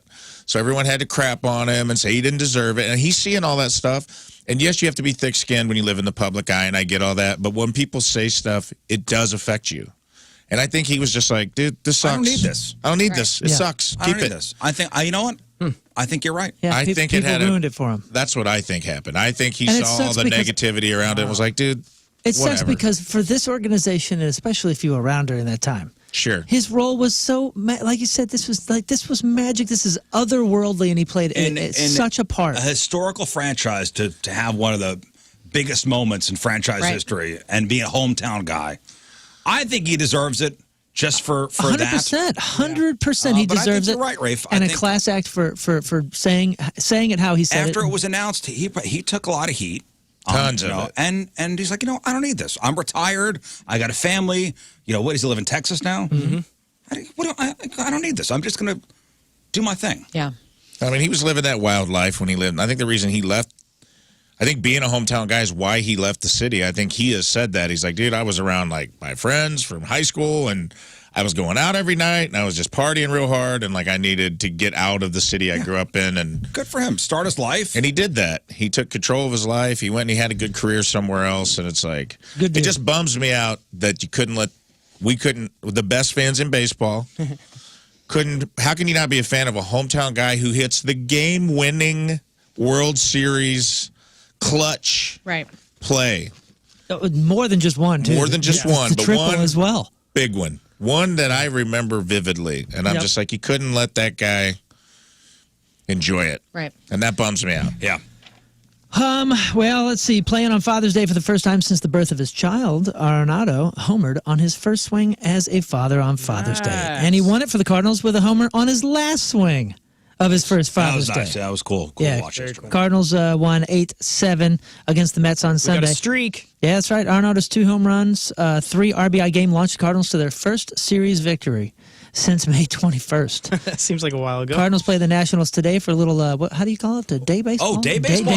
Day Guys, whoa! 305. 305. All right.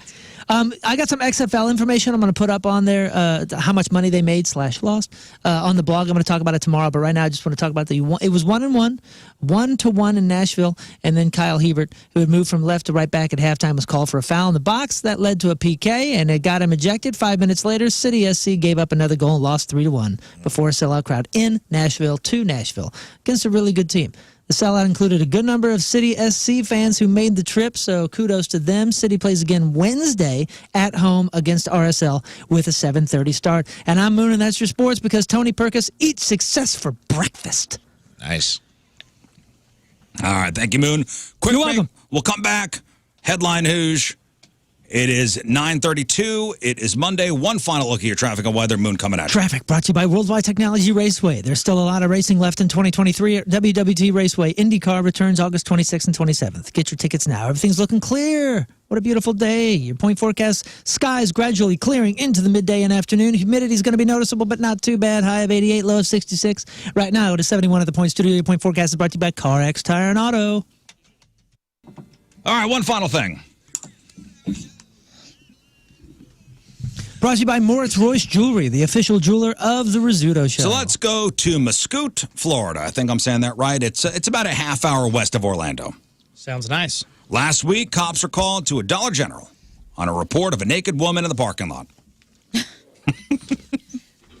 So police get there, go up to the suspect, 36-year-old woman, who by this point had a towel wrapped around her. Aw. And she was holding a can of Four Loko malt liquor. Yeah, Hell yeah, she was. Hammered, naked, Hey. at the Dollar General. This is me on an August at Lake of the Ozarks. That's enough Back to said you. right there.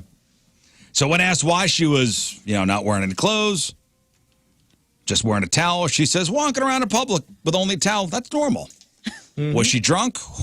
Oh, you bet. She was Four Loko drunk. Hammered. Cuffed, put in a patrol car, wearing a shirt and shorts donated from the Dollar General. When the woman was asked again why she was only wearing a towel, she said, quote, I was too lazy to put clothes on.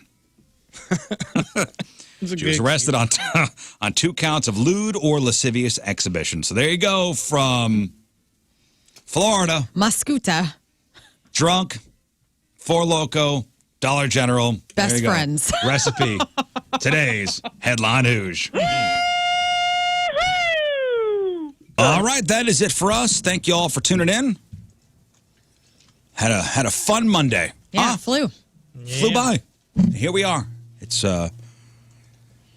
Donnie's time to come in. Yes. Cutting into Donnie's time. Moon, today's Pappy's Recappy. Brought to you by Pappy's Smokehouse, celebrating 15 years, locally owned, world famous, 2 locations, including Highway 70 and Mid Rivers Mall Drive in St. Peters. Everything we covered on the show today: crap on celebrity, sports, Rizz news, big news in the Cardinals Hall of Fame, saga, if you will, with David Freese. That's under sports. Crap on celebrities. We learned all about what happened at the Bonnaroo Festival, according to Lern, as far as when she tuned into Hulu. And then, of course, the Kourtney Kardashian and Travis Barker news. In news, we learned a lot about what, size mattering. That's in Sexy Time Fun Facts news. And why size matters. Who has the biggest one as far as the country in the planet? Who has the smallest one? And this is not measured by self-reporting. Right. This is real scientific stuff. So we actually get the real numbers. So important. Yep. The U.S. doesn't do well. But we also illustrated to learn how How to measure properly. with a banana. Yeah. You were straight sex ed teacher, 7th grade, 8th grade, middle school sex ed teacher with And that the banana. Good news is HR's waiting for us outside Yep, we're here. all getting fired after the It show was today. pretty funny. It's all up on the blog. It's all up on the podcast. 1057thepoint.com/Rizz. Don't forget to watch the video of the lady on the train screaming like a demon. Today's title on the podcast, which is available on all podcast directories, including Apple Podcasts and Spotify, is Some Gifts Are Wrapped Nicer. All right. Okay. Thank you, Moon. You're welcome, Rizz. Anything else, ladies and gentlemen? Anything else? Rafe? King Scott? Okay. Then we leave you with a selection from our Team Rizz member of the day, which is brought to you by Hot Shot Sports Bar and Grill, proud sponsor of Team Rizz. Visit hotshotsnet.com/Team Rizz. From Cahokia, Chantel Desmond is our Team Rizz member of the day. Chantel wants to hear any song by Panic at the Disco. I could not find that. Any song? I It's on their can't first find that record. particular song, so I'm just going to play this. All right. Enjoy. Donna next. See you tomorrow. Bye. Energy up. The Rizzuto Show.